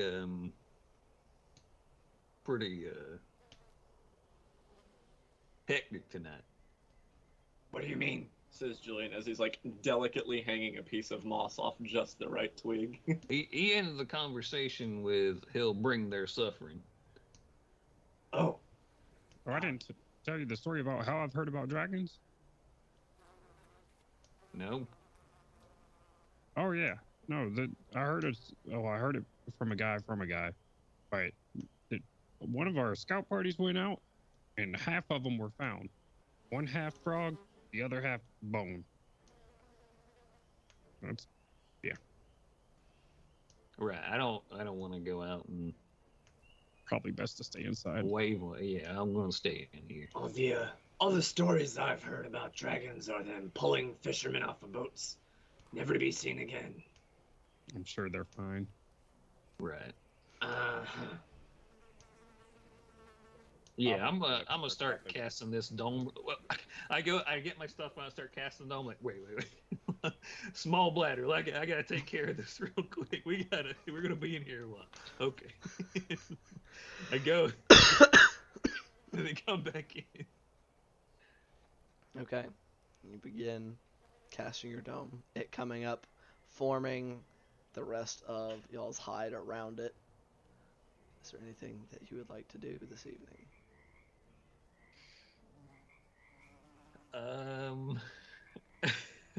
Treat this like a a long car ride. Bart stopped to go. Everybody has to at least try. Yeah. It's the road trip rule. Glue will just cover up after everybody. After everybody's back into the thing, I'll just lay everything back just so if there's snapped twigs or something like that, get rid of them. Relay twigs back where they need to be. Cover footprints. Sure. Okay. Roll one more survival check for me. I'll aid him. Roll Well, with I can't aid advantage. him from inside. I imagine Oh, somebody will aid be him. aiding him. Yeah, I kind of figured. Roll with advantage. Survival or stealth? Survival. Shit. Not nearly as good. 18 total. 18 is still plenty. Getting sticks moved back out of the way, kind of using some like fronds of like longer pieces, like those long bladed grass that kind of will grow that closer to the ocean and stuff, kind of using those to smooth out tracks and the like. Able to do so as you kind of creep your way back in and into the dome for the evening. Julie, I imagine if a dragon's going to show up here tonight, we'll probably hear it when things start going sideways. Seems like a pretty good time for some small critters to peek at the situation from a safe distance.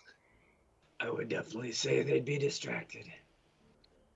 All right. Might want to use some frogs or something, because, I mean, there's a lot of frogs around here. I've been looking at them with my daughter every night. Yeah. I have a question. We might be going about this the wrong way, and I know we need to hurry because this dragon may be on its way. But if it is on its way, and it sees us killing Swahagan too, and you're the one that sent the message, and you say, "Listen, we are helping you. You know, maybe we can plan an attack ourselves and get ourselves in there to look around." I just feel like maybe we should make our move well into the fight, you know? I mean, if we can see everything we need to see from out here, there's no reason for us to set foot in there at all. Right. I mean, and it could go real good one way or the other, right? I mean, maybe they killed a dragon. Maybe the dragon kills all of them and just leaves. We can just go and nose around a little bit, you know? Maybe they all flee and he says, okay, it's over and done with. And we can get some information from inside there. I don't know how it's going to go. I just kind of feel like maybe Julian should give us the go-ahead whenever he feels like it's probably best. Can dragons breathe underwater? I don't know. Hell if I know.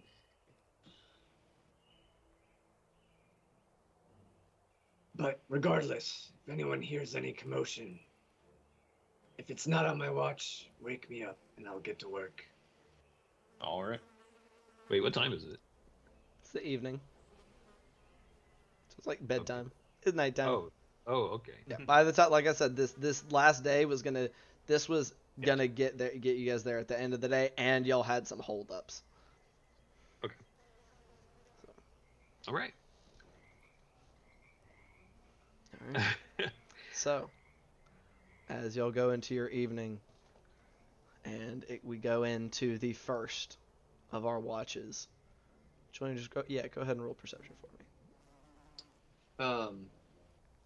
Julian is not going to summon his creatures until we hear some commotion.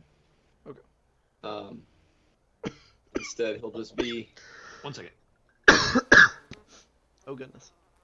Continue. Shall I wait on him, or go ahead? Go ahead. Go ahead and just keep an eye out regularly. Maybe be going back over his arrowheads and other weapons and armor. Make sure everything's ready for go time, since it's looking kind of spicy.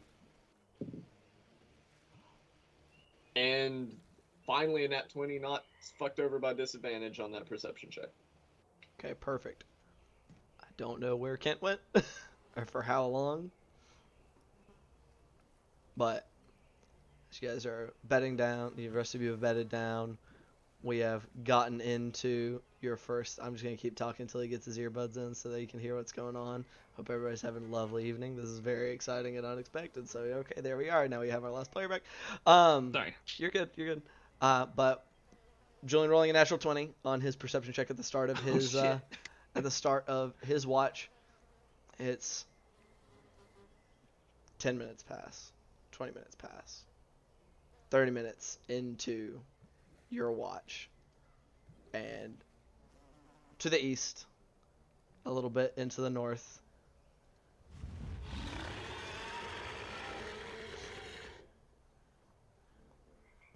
just echoes out. And you can, with a natural 20, even as far away as it is, even as dark as it is, you just see this, this large, not quite as large, but still this large, soaring patch of darkness. And as that roar goes off, you just see this jet of almost sickly green liquid releasing from its maw and arcing across the sky as it lets out a roar of draconic rage. And that is where we will end tonight's session, a smidgen early. Hey. So, thank you all so much for coming to play this evening. Thank you guys so much for coming to watch. We now have some stuff going on now. This will be Player 3 has entered. Player 3 has entered. Player 3 has entered the game. Oh boy. So. Oh man, this is gonna be. Yeah, this is everybody gotta show up for next week, because holy shit, Yeah. it's about to be a time. Like somebody's over there, let them fight. Oh Like man. Saltmarsh, dragon killed all Swagger. Double thumbs up. Good job, everybody. But thank you guys all so much for playing. We'll be back next week. We run on Saturday, Mondays and Saturdays. Mondays we do this here Go Saltmarsh campaign, Dungeon Master by myself and played by these gentlemen around me. On Saturdays we have motherfucking Cross Eberron game, which is Dungeon Master by this gentleman. My hand goes off of the fucking camera, and has some of us as players in it, but with also a whole bunch of other great people. We have a fun time. Higher level, higher stakes. Actually, we don't currently have a dragon in that one, so I mean, there's some other shit going on which is horrifying. So show up for that and pray for us, I guess. But that is, of course, at 5 p.m. Eastern Standard Time on Saturdays, so please come see that. And once again, go ahead and check out Extra Life, donate to that. You may win some cool stuff. It's also helping kids, so that's really cool. In the meantime, this evening, as we head on out of here, we're going to be rating our friends over at Carney Sideshow. They do Dungeons & Dragons things and TTRPG things, so go show them a love as we try to support all the communities as well, like that are like us and do things to entertain people. So we'll talk to y'all later. Bye!